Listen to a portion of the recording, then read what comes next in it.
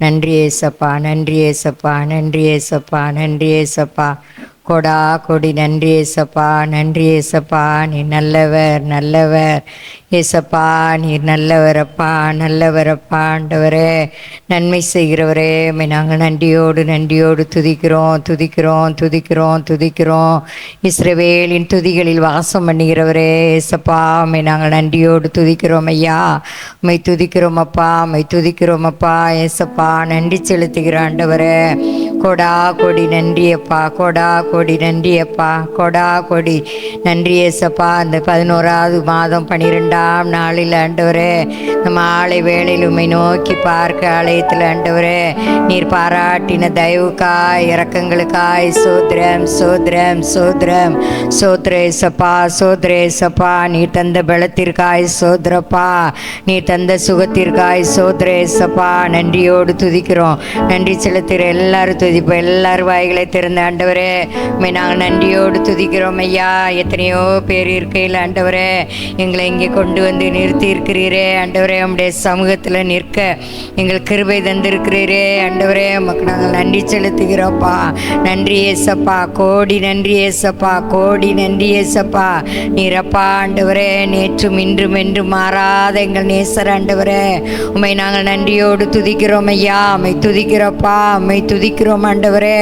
இஸ்ரவேலை ஆசீர்வதிப்பதே பிரியம் என்று சொன்ன எங்கள் நல்ல தகப்பனே, உம்மை நாங்கள் நன்றியோடு துதிக்கிறோம், துதிக்கிறோம், துதிக்கிறோம் ஆண்டவரே. உமக்கு நாங்கள் நன்றி செலுத்துகிறப்பா, நன்றி செலுத்துகிறப்பா.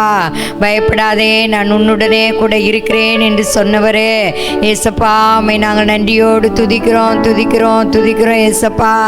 எனக்காக யாவையும் செய்து முடிக்கிறவரே ஏசப்பா, உம்மை நாங்கள் நன்றியோடு துதிக்கிறோம் ஐயா. உம்மை ஸ்தோத்திரிக்கிறோப்பா, நன்றி செலுத்துகிறோம் ஆண்டவரே, நன்றி செலுத்துகிறப்பா. ஒவ்வொரு நாள் எங்களை கண்ணின் மணி போல பாதுகாக்கிறீங்களே ஏசப்பா ஆண்டவரே. உமக்கு நாங்கள் நன்றி செலுத்துகிறோம், நன்றி செலுத்துகிறோம். நன்றியோடு உம்மை துதிக்கிறோம் ஐயா, உம்மை துதிக்கிறோம் ஐயா. ஒவ்வொரு நாளும் உம்மை நினைக்க வைத்திருக்கிறீரே நன்றியப்பா. உம்மை நேசிக்க வைத்திருக்கிறீரே நன்றி ஏசப்பா. உம்மை சிநேகிக்க வைத்திருக்கிறீரே ஏசப்பா. உமக்கு நாங்கள் நன்றி செலுத்துகிறோம் ஐயா. நன்றியோடு உம்மை துதிக்கிறப்பா, உம்மை சோதரிக்கிறப்பா. சோதர ஏசப்பா, சோத்ரம் சோத்ரம் சோத்ரம் சோத்ரம் சோத்ரம் ஆண்டவரே. நன்றி நன்றி நன்றி நன்றி நன்றி நன்றி நன்றி நன்றி ஏசப்பா, நன்றி ஏசப்பா, நன்றி ஏசப்பா ஆண்டவரே. இந்த நல்ல மாலை வேளையிலப்பா, அந்த கொடியை உம்முடைய கரத்தில் தருகிறப்பா. இந்த வாலிபர் கொடியை உம்முடைய கரத்தில் நாங்கள் தருகிறப்பா ஆண்டவரே. நீர் நேசித்து ஆண்டவரே அப்பா, எங்கள் சபையில் ஆண்டவரே ஒவ்வொரு வாரம் இந்த கூட்டத்தை ஏற்படுத்தி தந்திருக்கீங்களே ஏசப்பா.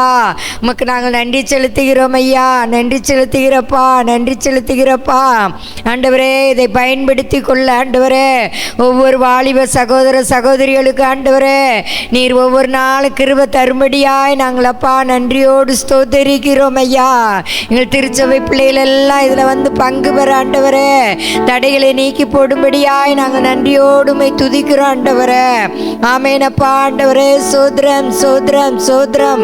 வர வாஞ்சிக்கிற ஒவ்வொரு பிள்ளைங்களையும் கர்த்தர் கொண்டு வரும்படியாய் நாங்கள் செபிக்கிறோப்பா ஆண்டவரே. மை துதிக்கிறோம், மை ஸ்தோத்திரிக்கிறோம், நன்றி செலுத்துகிறோம் ஆண்டவரே ஏசப்பா. வாலிப நாட்களில் உன் சிருஷ்டிகரை நினை என்று சொன்ன உம்முடைய வாக்கின்படி உம்மை நினைக்கும்படியாய் ஆண்டவரே எங்கள் திருச்சபை பிள்ளைகளை இந்த இடத்துல கொண்டு வருவீராகப்பா.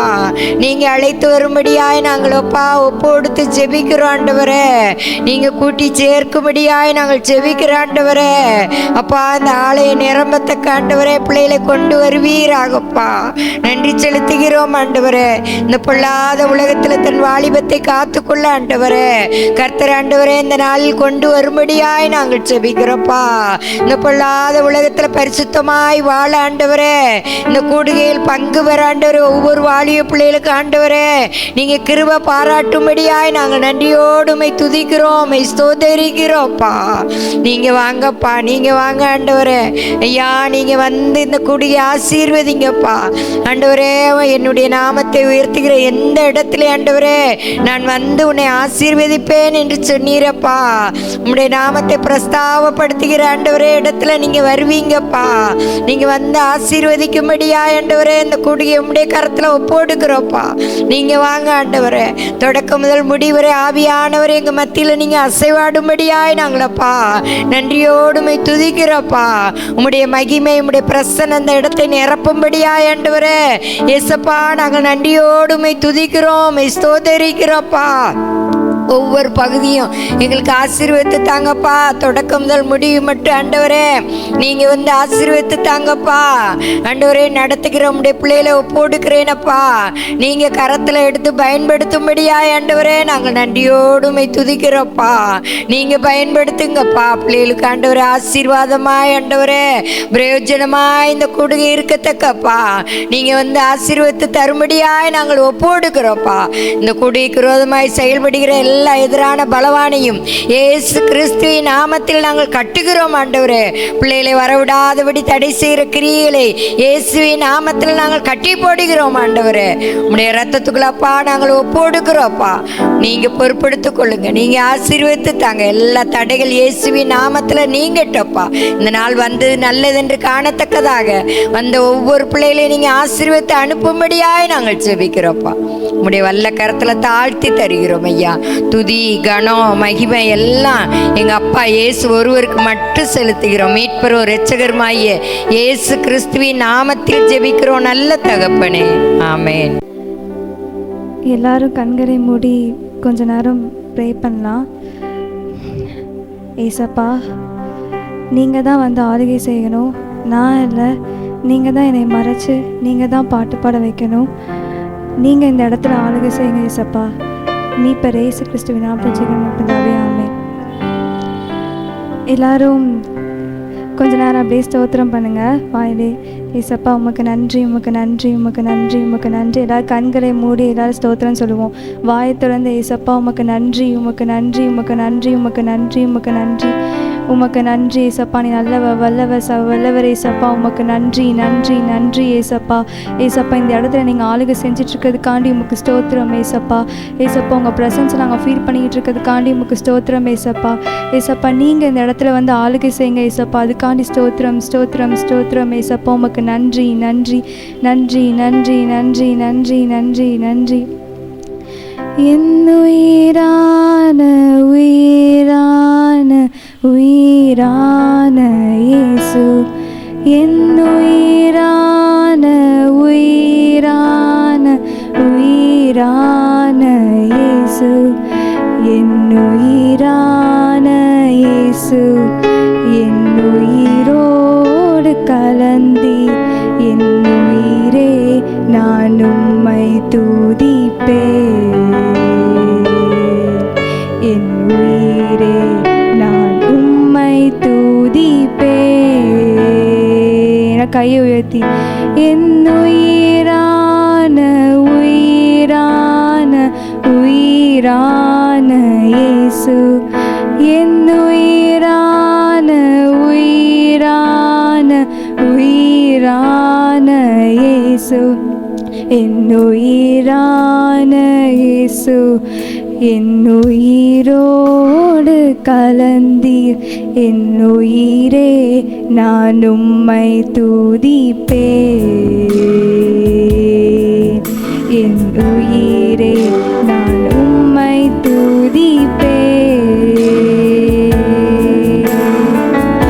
உலகமெல்லாம் மறக்குதையா, உணர்வு எல்லாம் இனிக்குதையா. உலகமெல்லாம் மறக்குதையா,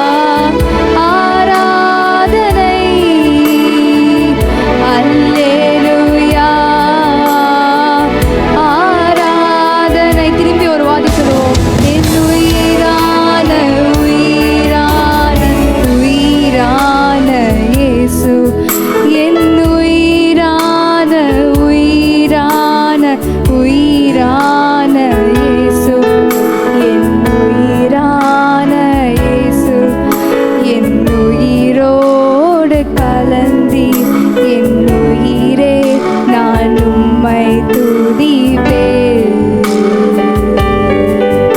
என் உயிரே நான் உம்மை துதிப்பேன் எஜமானனே எஜமானனே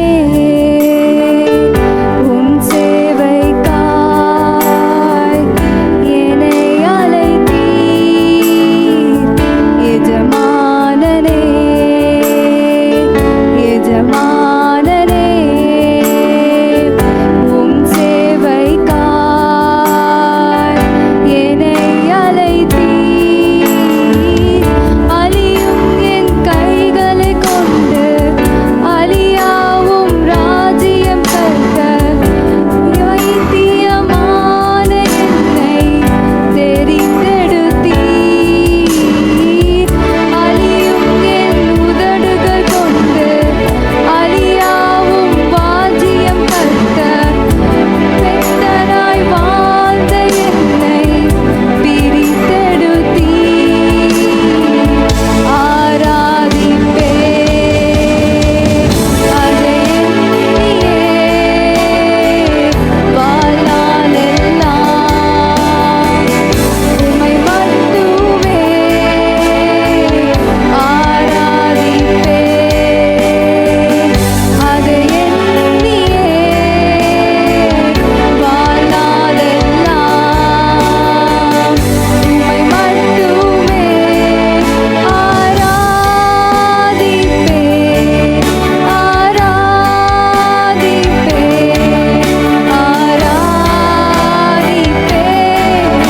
ஆராதிப்பேன் கைகளை உயர்த்தி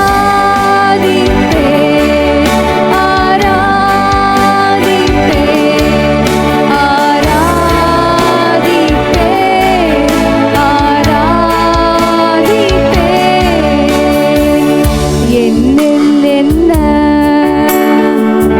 நன்மை கண்டீர் என்னை அழைத்து உயர்த்தி வைத்தீர் என்னில் என்ன நன்மை கண்டீர் என்னை அழைத்து உயர்த்தி வைத்தீர் அழியும் என் கைகளை கொண்டு அழியாவும் ராஜ்யம் கற்க பைத்தியமான என்னை தெரிந்தெடுத்தீர்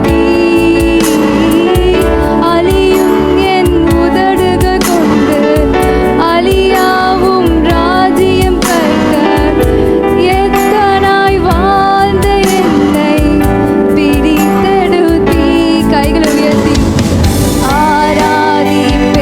ஆராதிப்பேன் அதை எண்ணியே வாழ்நாளெல்லாம் உம்மை மட்டுமே ஆராதிப்பேன் அதை எண்ணியே வாழ்நாளெல்லாம் உம்மை மட்டுமே ஆராதிப்பேன்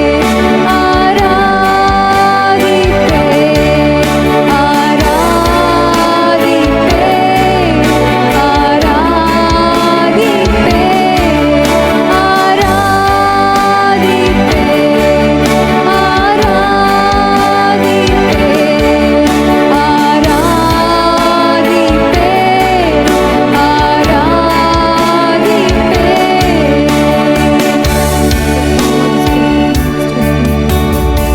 எல்லாரும் கண்களை மூடி ஏசப்பா உமக்கு நன்றி ஏசப்பா நீங்கள் ரொம்ப நல்லவர் ஏசப்பா நம்ம நிறைய நேரங்கள் நிறைய பாவம் பண்ணுவோம் ஆனால் நம்ம நிறைய நேரங்களில் பாவம் பண்ணிட்டு ஏசப்பா சமூகத்தில் போய் உட்காரும் போது ஏசப்பா என் கூட பேச மாட்டாங்க, ஏசப்பா என்னை மறந்துட்டாங்க, ஏசப்பா என் கூட பேச மாட்டாங்கன்னு நினைப்போம்.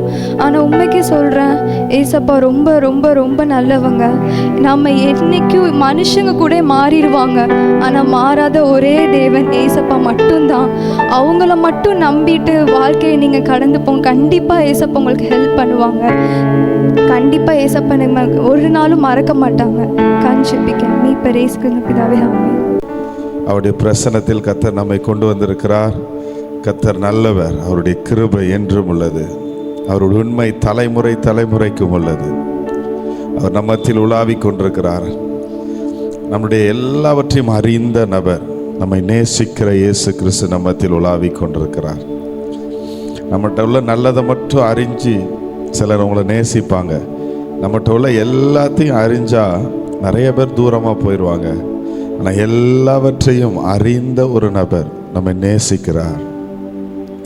இன்னும் ஆண்டவரே உங்களை நேசிக்கிறதற்கு கிருபை வேண்டும் என்று சொல்லி, இன்னும் தேவை கிருபை தாருமே அப்படின்னு சொல்லி மேஜர் கொடுங்கம்மா.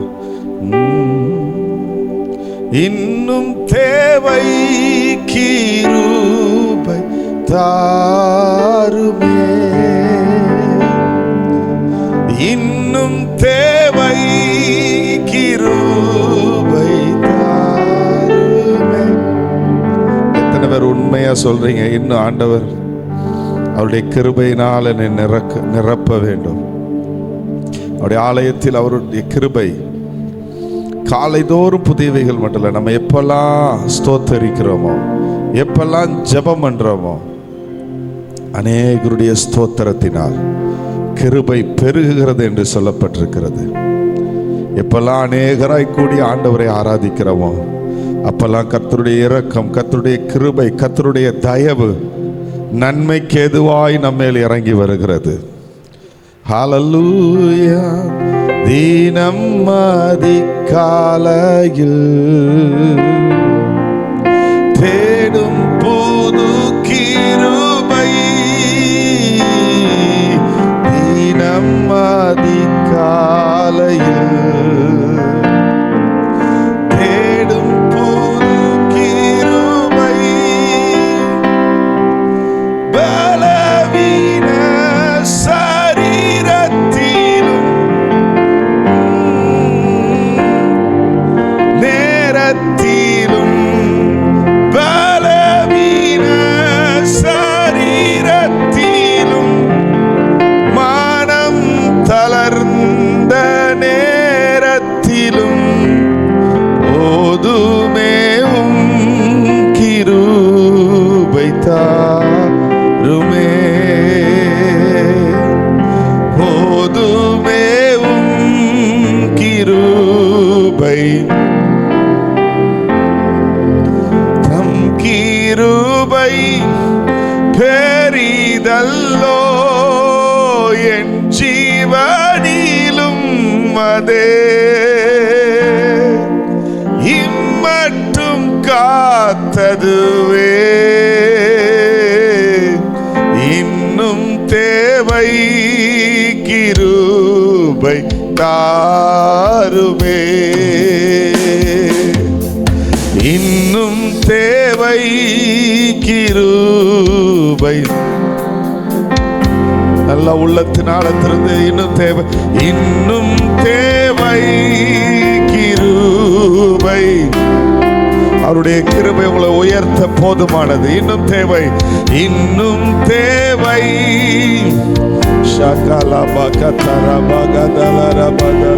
இன்னும் தேவை, இன்னும் தேவை. பலவீன பகுதியில் கர்த்தருடைய கிருபை தாங்குது. இன்னும் அந்த கிருபை இன்னும் தேவை. போதுமே போதுமேவும் கிருபை என் வாழ்க்கையிலே, போதுமேவும் கிருபை தாருமே.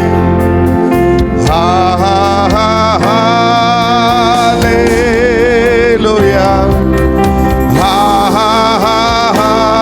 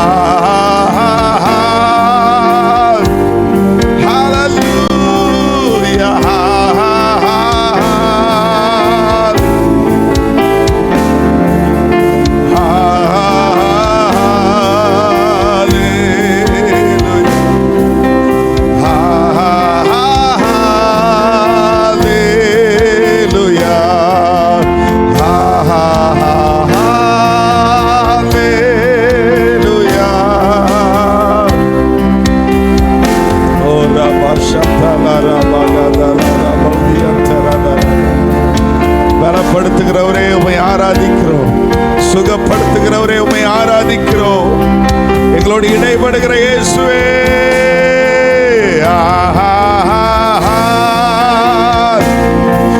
Thank you Lord. ஆண்டவரே உமக்கு நன்றி அப்பா, நன்றி அப்பா.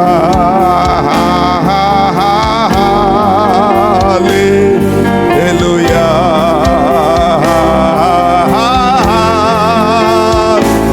Jesus.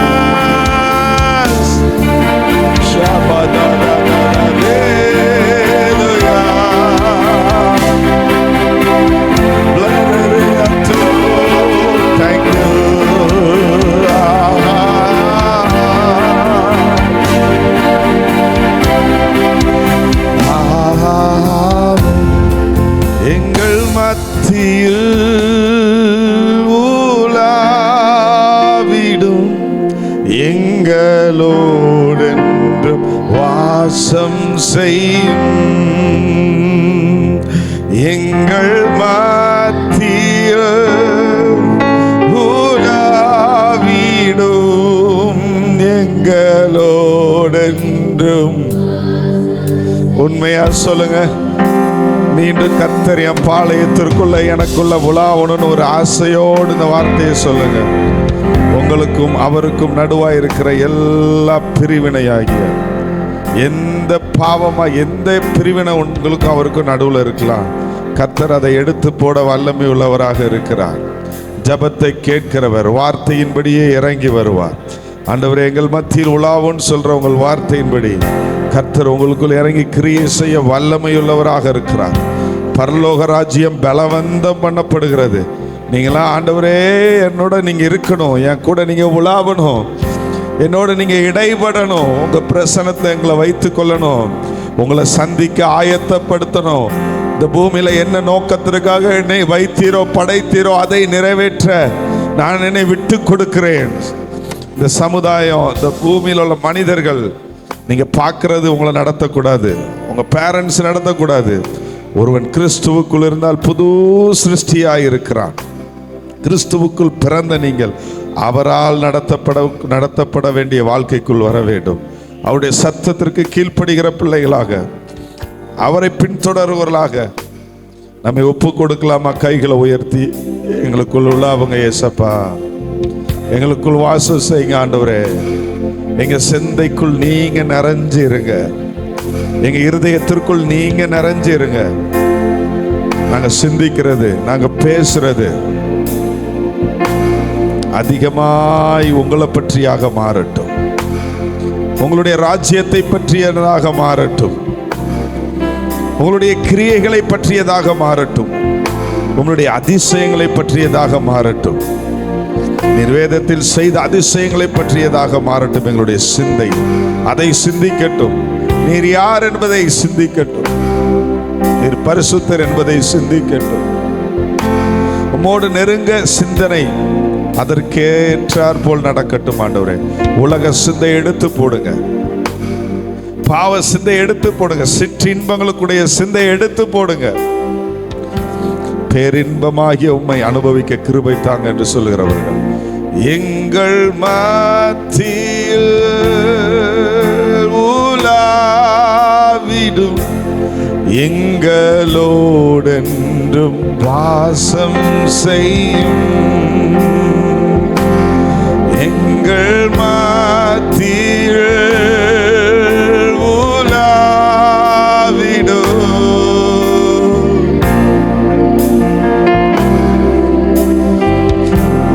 சிங்காசனம் உமக்கு சிங்காசனம் அமைத்திட உம்மை துதிக்கிறோம் இயேசுவே. பரிசுத்த அலங்காரத்துடனே உம்மை தொழுகிறோம் இயேசுவே. உமக்கு சிங்காசனம் அமைத்திட உம்மை துதிக்கிறோம் இயேசுவே. பரிசுத்த அலங்காரத்துடனே உம்மை தொழுகிறோம். ரெண்டு கைகளை உயர்த்தி எங்கள் மத்தியில் உலாவிடும் எங்களோடு வாசம் செய்யும். எங்கள் சபையில எங்க ஊழியத்துல சபையில ஒவ்வொருவரோடும் உலாவுங்க ஆவியானவர். யூத் பிள்ளைங்க ஒவ்வொருவர் மேல உலாவுங்கப்பா. ஓ எங்கள் மத்தியில் இதை பார்த்து கொண்டிருக்கிற ஒவ்வொருவரோடும் யூடியூப் வழியாக பார்க்கிறவர்களோட உலாவுங்க பரிசுத்த ஆவியானவரே. அவர்கள் எல்லாரும் உமக்குரியவர்களாக மாறட்டும். உமக்கு சிங்காசனம் அமைத்திட உம்மை துதிக்கிறோம் இயேசுவே. ஜீசஸ் பரிசுத்த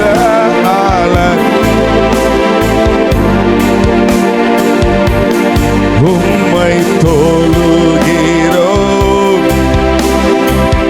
ஹல்லேலூயா ஹல்லேலூயா ஓசனா ஹல்லேலூயா ஓசனா ஹல்லேலூயா ஓசனா ஹல்லேலூயா ஓசனா இயேசுவே. பிதாவே உங்களை ஆராதிக்கிறோம் அப்பா. எஸ் லார்ட் ஹல்லேலூயா ஓசனா ஹல்லேலூயா ஓசனா.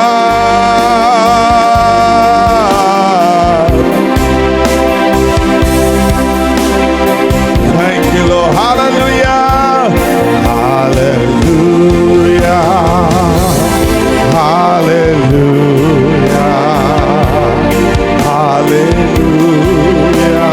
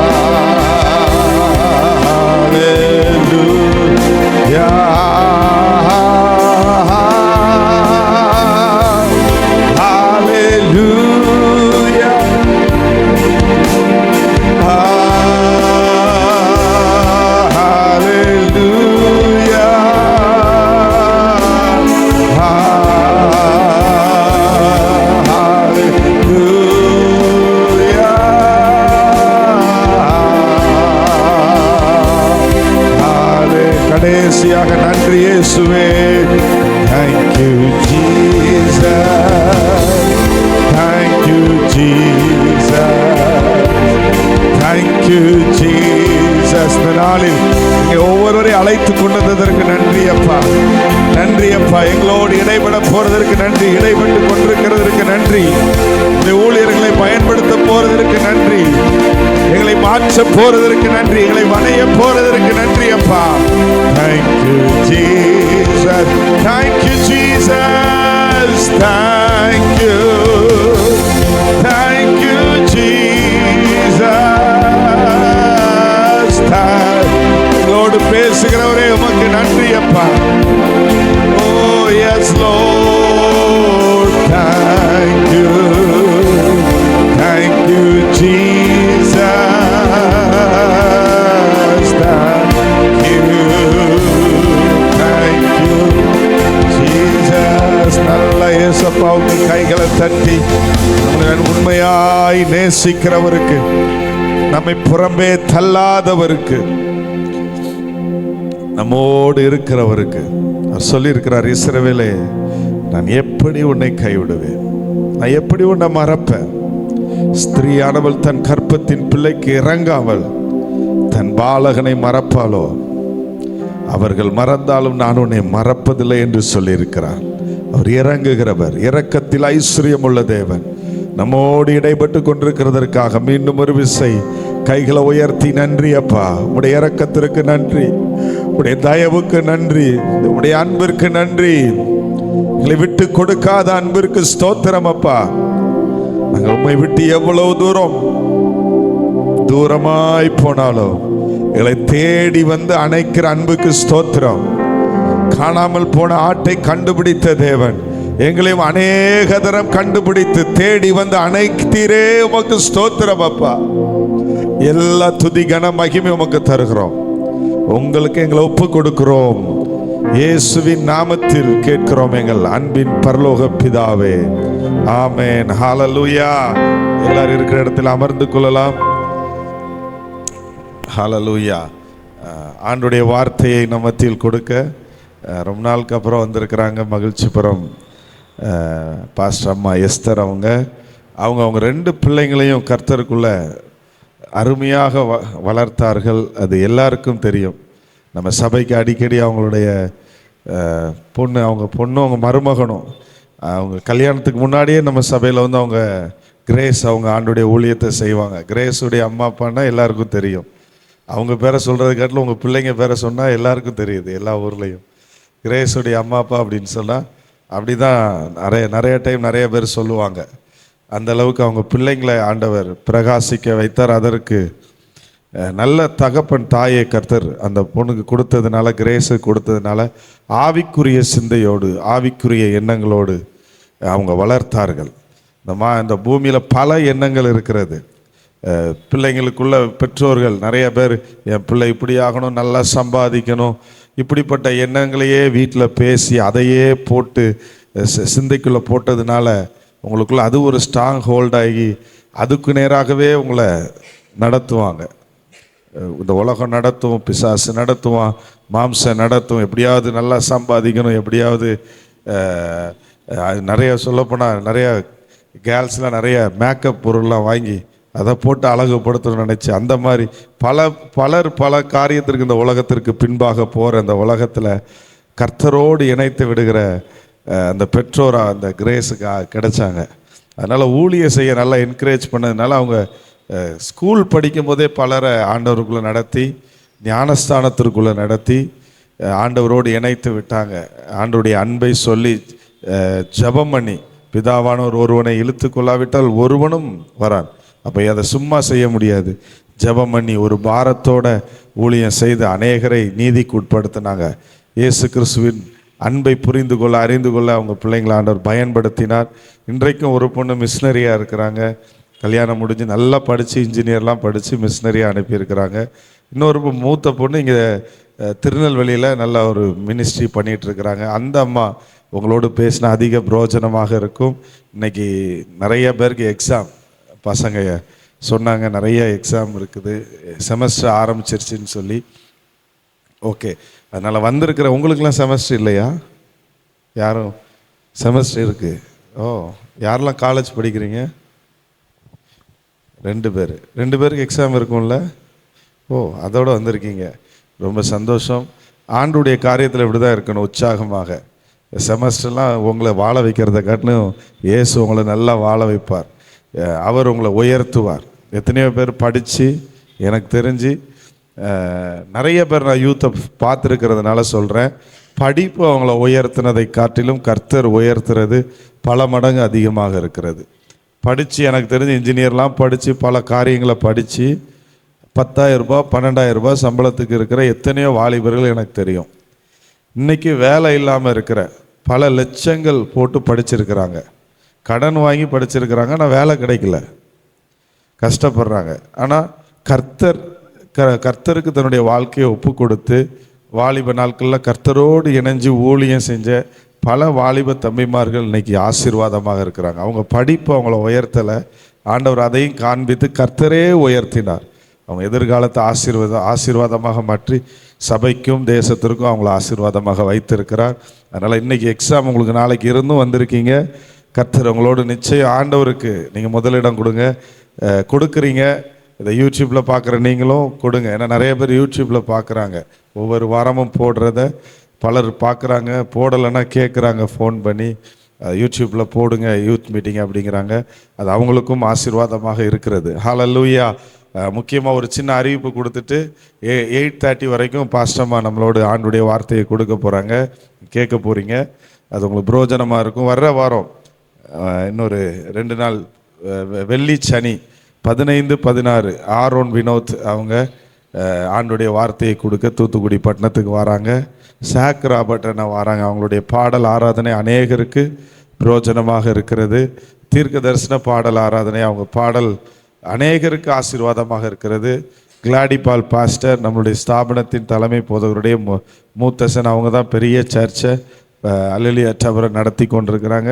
பாஸ்டர் ஜோசப் பாலச்சந்திரன் ஐயாவுக்கு இந்த விஷயனை கர்த்தர் கொடுத்து பாஸ்டர் ஐயா இங்கே கூட்டு வரார். ஆண்டவர் தூத்துக்குடிக்காக, தூத்துக்குடி வாலிபர்களுடைய எழுப்புதலுக்காக கூட்டு வருகிறார். ரூபவதி பேலஸில் வச்சு வைக்கிறோம்.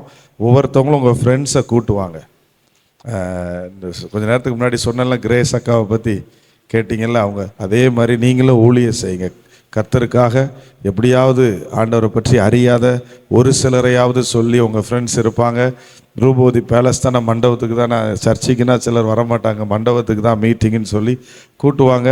ஆவியானவர் அவங்களோடு இடைப்படுவார். தேவனுடைய அன்பை அவர்கள் அறிந்து கொள்ள, உங்கள் மூலமாக அறிந்து கொள்ள கர்த்தர் இந்த வாய்ப்பை உங்களுக்கு கொடுத்துருக்கிறார். இன்னும் 3 நாள் இருக்குது. நீங்கள் வீட்டில் போய் ஆயத்தமாகி யார் யாரெல்லாம் கூட போகிறீங்களோ அவங்களுக்காக ஜெபம் பண்ணி கூப்பிட்டுவாங்க. இங்கேருந்து உங்களுக்காக வேன் அரேஞ்ச் பண்ணலாம். ஒரு 5:30 அந்த 6க்குள்ளே இங்கே வந்துடுங்க. உங்களுக்காக நாங்கள் இங்கேருந்து உங்களை கூப்பிட்டு போய் அங்கே விடுறதுக்கு உங்களுக்கு அரேஞ்ச் பண்ணுறோம். எதுனாலும் எமிகிட்ட சொல்லுங்கள், என் ஒய்ஃப்கிட்ட சொல்லுங்கள், அமுதாக்காட்ட சொல்லுங்கள். உங்களுக்காக அரேஞ்ச் பண்ணி வேன் அரேஞ்ச் பண்ணுறோம். இங்கே கூப்பிட்டு வந்துடுங்க. உங்களுக்கு இங்கேருந்து அங்கே கூட்டு போகிறதுக்கு நாங்கள் ஏற்பாடு பண்ணுறோம். அல்லது வெளியே சில இடத்துல அவங்க வீட்டில் இருந்தே கூட்டு போகிற மாதிரினாலும் நிறைய பேர் வராங்க அப்படின்னா அதுக்கும் நாங்கள் உங்களுக்காக அரேஞ்ச் பண்ணி கொடுக்குறோம். கர்த்தர் அந்த நாட்களை உங்களுக்கு ஆசீர்வாதமாக மாற்றி தருவார். மீதியான நேரத்தை பாஸ்டர்மா எஸ்தர் அம்மா அவங்க கையில் கொடுக்குறோம். அவங்க சபை நடத்துகிறாங்க. அவங்க உங்களோட ஆண்டவருடைய வார்த்தையை கொடுப்பார்கள். Praise lord. அல்லேலூயா. எல்லோரும் எப்படி இருக்கீங்க? நான் அல்லேலூயா சொல்லும் போதெல்லாம் நீங்கள் சொல்லணும் அல்லேலூயா. டயர்டாக இருக்கீங்க அப்படி தானம்மா? அல்லேலூயா சொல்லுங்களேன். அல்லேலூயா. இவ்வளோ பத்தாது. அல்லேலூயா. நீங்களாம் யூத் அப்படி தானே? அப்போ எப்படி சத்தமாக அல்லேலூயா சொல்லணும் அப்படி தானே? ஆனால் யூத்தெல்லாம் ரொம்ப சோர்வாலாம் இருக்கக்கூடாது. யூத்து சத்தமாக அல்லேலூயா சொன்னால் சாத்தா வேகமாக ஓடிடுவான். உங்களை பார்க்குறதுல நான் ரொம்ப மகிழ்ச்சி. ஒருவேளை சபையில் நிறைய வாலிபர்கள் இருக்கலாம், ஆனால் நீங்கள் கொஞ்சம் பேர் வந்திருக்கீங்க இந்த நாளில். இருந்தாலும் இந்த கொஞ்சம் பேர் மத்தியில் ஆண்டவர் விசேஷமாக கிதியோன் சம்பவம் உங்களுக்கு எல்லாருக்கும் தெரியும். நிறைய பேர் வர்றதை விட ஆண்டவர் சொன்னார், இன்னும் கொஞ்சம் சலிச்சு எடுத்துரு, இன்னும் கொஞ்சம் சலிச்சு எடுத்துரு பாரு, இவங்களை வச்சு தான் அப்படின்னு சொல்லி ஆண்டவர் பர்டிகுலர் மெம்பர்ஸ் தான் ஆண்டவர் வந்து தெரிந்தெடுத்து இந்த யுத்தத்துக்கு கொண்டு போனார். அதுபோல் கொஞ்சம் பேரை உங்களை இங்கே வந்து தெரிந்தெடுத்து கொண்டு வந்திருக்கபடினால நீங்கள் இங்கே வந்திருக்கிற ஒவ்வொருவருமே தேவனுடைய பார்வையில் விசேஷமானவர்கள். அல்லேலூயா. தேவனுடைய பார்வையில் விசேஷமானவர்கள். அல்லேலூயா. பாருங்கள், இந்த நாளிலையும் கூட உங்கள் மத்தியில் நான் வந்ததுக்கு ரொம்ப சந்தோஷப்படுறேன். நம்ம ஜான்சன் பிரதர் சொன்னாங்க, உங்களுக்கு நிறைய பேருக்கு எக்ஸாம் இருக்குது, ஆனாலும் கூட இந்த நேரம் நீங்கள் அவங்கெல்லாம் எக்ஸாம் படிச்சுட்டு இருக்காங்க, நீங்களாம் இந்த நேரத்தில் ப்ரேயரில் இருக்கீங்க அப்படி தானே? அப்போது இதுக்கு ஒரு பிளெஸ்ஸிங் உண்டா இல்லையா? சொல்லுங்கள். இதுக்கு ஒரு பிளெஸிங் உண்டா இல்லையா? நிச்சயமாக உண்டு. எக்ஸாமுக்கு ஒரு சின்ன சாட்சியோடு கூட நான் கூட இதை ஆரம்பிக்கலாம்னு நினைக்கிறேன். நான் கூட +2 படிக்கிறப்போ உங்ககிட்ட ஏற்கனவே சொன்னேன். அன்றைக்கி நீங்களாம் வந்தீங்களா என்னென்னு எனக்கு தெரியல. +2 படிக்கிறப்போ எனக்கு யாருமே கற்றுக் கொடுக்கல, எந்த பாஸ்டரும் என்னைய கட்டாயப்படுத்தலை, எந்த என் ஃப்ரெண்ட்ஸ் யாரும் எனக்கு சொல்லித்தரல. ஆனால் +2 படிக்கிறப்போ ஃபுல் அண்ட் ஃபுல் இப்போ சண்டே வந்து பரிசுத்த ஓய்வு நாள் அப்படின்னு சொல்லி நான் வாசித்தேன், பைபிளில் வாசித்தேன். அதை வச்சு வந்து எனக்குள்ளே ஆவியானவர் பேசினார். என்ன பேசினார்னா, அந்த பரிசுத்த ஓய்வு நாளில் என்னுடைய சொந்த வேலையை நான் பார்க்கக்கூடாது அப்படின்னு சொல்லி பழைய ஏற்பாட்டில் லேவியர் ராகமத்தில் வசனம் இருக்குது. அதை வாசிக்க உடனே எனக்குள்ளே இதில் வாசிக்கிற ஒன்றுமே எனக்குள்ளே ஜீவனாக வந்துச்சு. ஆனால் அந்த வார்த்தை வரும்போது அது பழைய ஏற்பாட்டு சத்தியம், புதிய ஏற்பாட்டு சத்தியம் அப்படியெல்லாம் ஆவியானவர் கற்றுத்தரல. அது சொன்ன உடனே அந்த காரியத்துக்கு நான் அப்படியே கீழ்ப்படியணும்னு ஆண்டவர் எனக்கு உதவி செய்தார். +2 படிக்கிறப்போ எந்த ஒரு சண்டையுமே, ஒரு சண்டே கூட நான் படித்ததே இல்லை. ராத்திரி 12 மணிக்கு மேலே 1 மணிக்கு ஆண்டவர் நான் தூங்கி வச்சுக்கிறோமா, 1 மணிக்கு மேலே ஆண்டவர் என்னை எழுப்பி விடுவார். அதுக்கப்புறம் நான் உட்காந்து படிச்சிருக்கேன். ஏன் இதை சொல்கிறேன் அப்படின்னா, அந்த பிரயாசப்படுகிறவன் பலன் முந்தி பங்கடைவான். ஆனால் கர்த்தருக்குள்ளே உள்ள காரியத்தை கர்த்தருக்காக, தேவனுக்குரியதை தேவனுக்கும், நம்ம இந்த உலகத்துக்குரியதை உலகத்துக்கும் நம்ம செலவு பண்ணணும். நிறைய நேரத்தில் நமக்குரியதையும் நம்ம உலகத்துக்குரியதையும் நம்ம தான் எடுத்துக்கிடுறோம், தேவனுக்கு உரியதை திருடிடுறோம். அது ஒரு பெரிய ஆபத்து. சரி, ஒரு வசனம் வாசிக்கலாம். அதனால் நீங்களும் கூட இன்னைக்கு முக்கியத்துவம் கொடுத்து தேவனுடைய சமூகத்துக்கு வந்திருக்கீங்க. கர்த்தர் உங்களை ஆசீர்வதிப்பார். அப்படி படித்து ஆனால் நான் கிளாஸில் 2ஆம் மார்க் எடுத்து பாஸ் பண்ணுறதுக்கு ஆண்டவர் கிருபை செய்தார். அல்லேலூயா. திங்கட்கிழமை வந்து எக்ஸாம், 2 வால்யூம் உண்டு கெமிஸ்ட்ரியில். 2 வால்யூம் நம்ம ஒரு வாட்டி படித்து முடிக்கிறதுக்கு நம்ம சனிக்கிழமையும் ஞாயிற்றுக்கிழமையும் படித்தா தான் படித்து முடிக்க முடியும். ஆனால் வந்து நான் வந்து இப்போ அன்றைக்கி சண்டேயாக படிக்க முடியாது. அப்போ அன்றைக்கி மறுநாள் ஆனுவல் எக்ஸாம் +2ல்.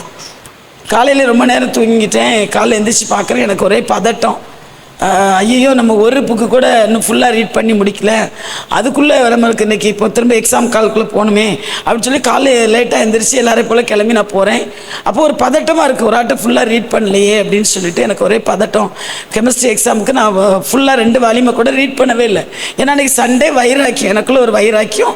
இன்றைக்கி சண்டே நம்ம படிக்கவே கூடாது, ஆனுவல் எக்ஸாம். ஆனாலும் கூட நான் படிக்கலை. பாருங்கள், இப்போ உங்களை அதெல்லாம் நான் சொல்லலை. பிரமாணம் எனக்கு ஆவியானவர் கற்றுக் கொடுத்தார். இந்த ஒவ்வொரு பரிமாணத்துக்குள்ளேயும் உங்களை ஆண்டவர் நடத்துவார், அது வேறு விஷயம். என்னையும் எனக்கு ஆவியானவர் அப்படி நடத்தினார். அப்போ நான் வந்து அதில் பண்ணுறப்போ காலையில் ஒன்றுமே படிக்கலைங்கிற ஒரு பதட்டம் இருந்துச்சு. எக்ஸாம் காலில் போகிறப்போ வந்து அந்த கெமிஸ்ட்ரி எக்ஸாம் எழுத எனக்குள்ளே ஒரு பதட்டம் அந்த இருந்துகிட்டே இருந்ததுனால என்ன செஞ்சுன்னா பயமே ஒரு மைண்டெல்லாம் கன்ஃபியூஸ் ஆயிடுச்சு. ஒரு மாதிரி எனக்கு தெரிஞ்ச கொஸ்டினை கூட என்னால் எழுதவே முடியல.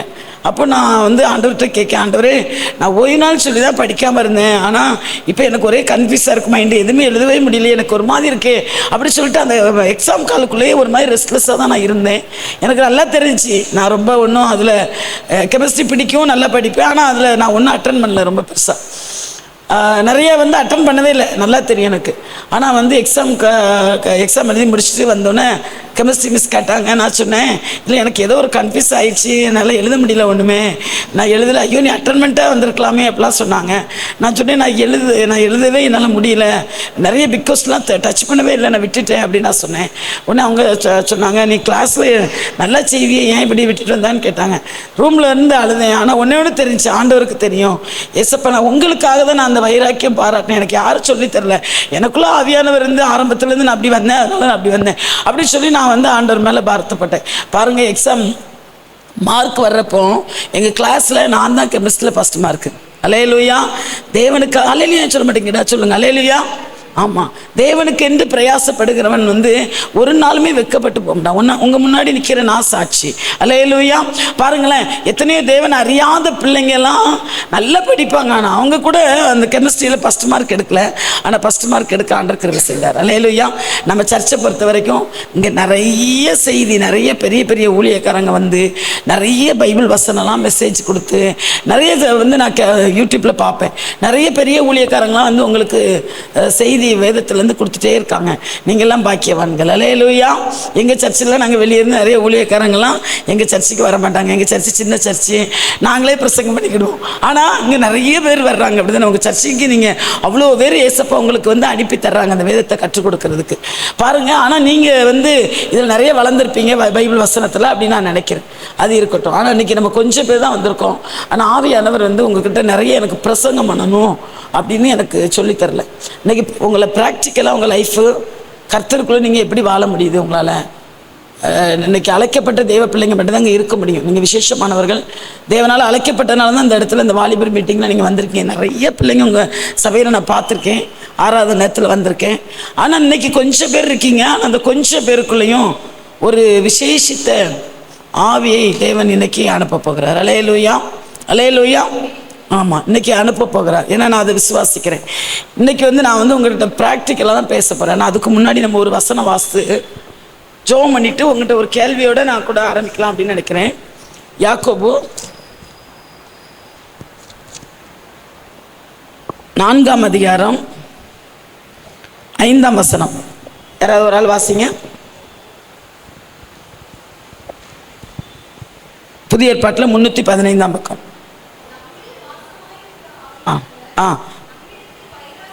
என்னடா நம்மிலா தம்மிலா? நம்மிலா தம்மில் போட்டிருக்கான். நம்மில் வாசமாக இருக்கிற ஆவியானவர் நம்மிடத்தில் வைராக்கிய வாஞ்சியாய் இருக்கிறார் என்று வேத வாக்கியம் வீணா சொல்லுகிறது என்று நினைக்கிறீர்களா?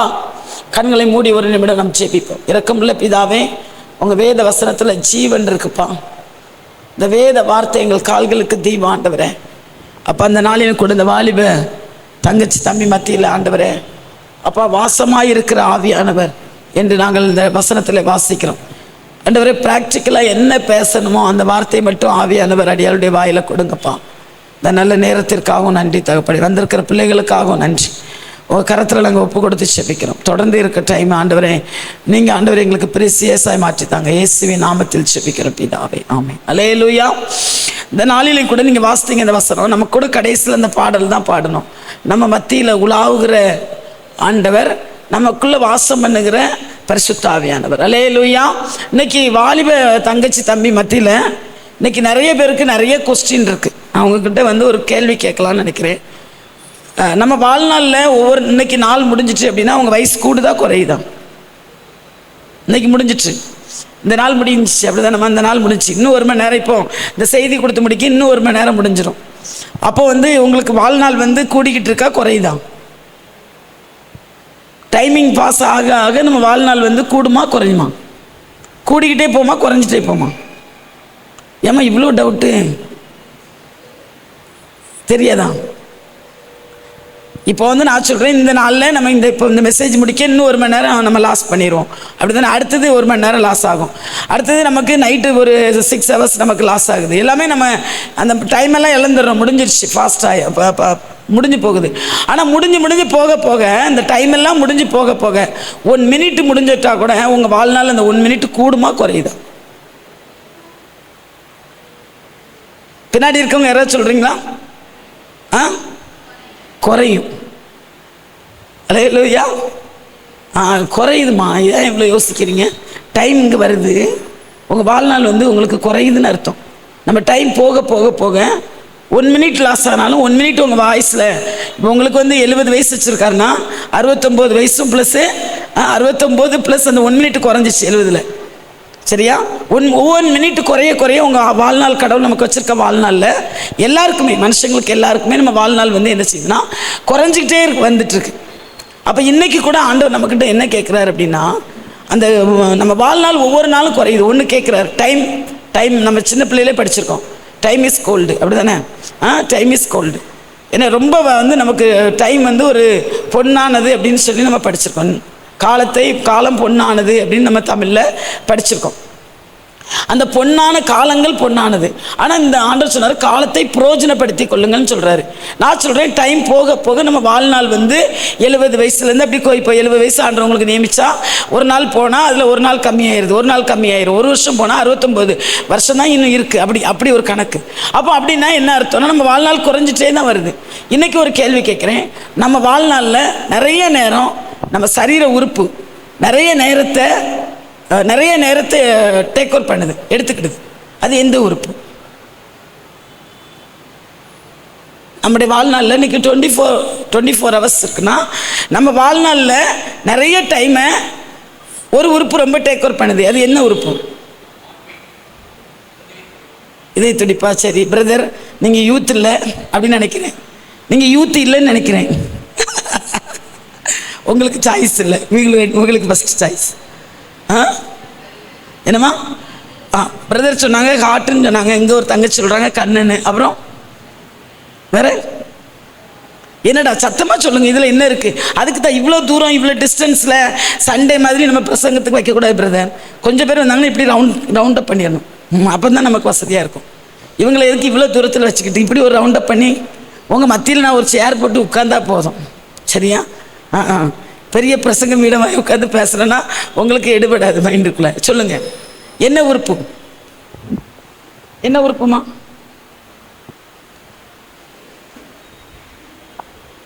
சொல்லுங்க. அந்த பக்கம் பாய்ஸ் கம்மியாக தான் இருக்காங்க, அதனால் உங்கள் பக்கத்துலேயே நான் வந்துடுறேன். ஓகே? ஓ, கேமரா வேறு திருப்ப வேண்டியிருக்கோம். சொல்லுங்கள், என்ன என்ன என்ன உறுப்பு உங்கள் டைமை நிறைய அதிகமாக எடுக்குதுமா? சும்மா கேஷுவலாக பேசு. என்னடா ஒன்றும் இல்லையா? எதுக்கிட்ட வந்தோன்னு நினைக்கியடா? ஏன் அப்போ அவ்வளோ சொல்லிகிட்டே இருக்கிற? இது பெரிய மெசேஜ் இல்லை பிரதர், நீங்கள் இதெல்லாம் போட வேண்டாம், ஏன்னா அங்கெல்லாம் நம்ம எடுக்கலாம் வேண்டாம், ஏன்னா இவ்வளோ பேர் தான் இருக்காங்க, நம்ம இப்படி கேஷுவலாக பேசலாம், சரியா?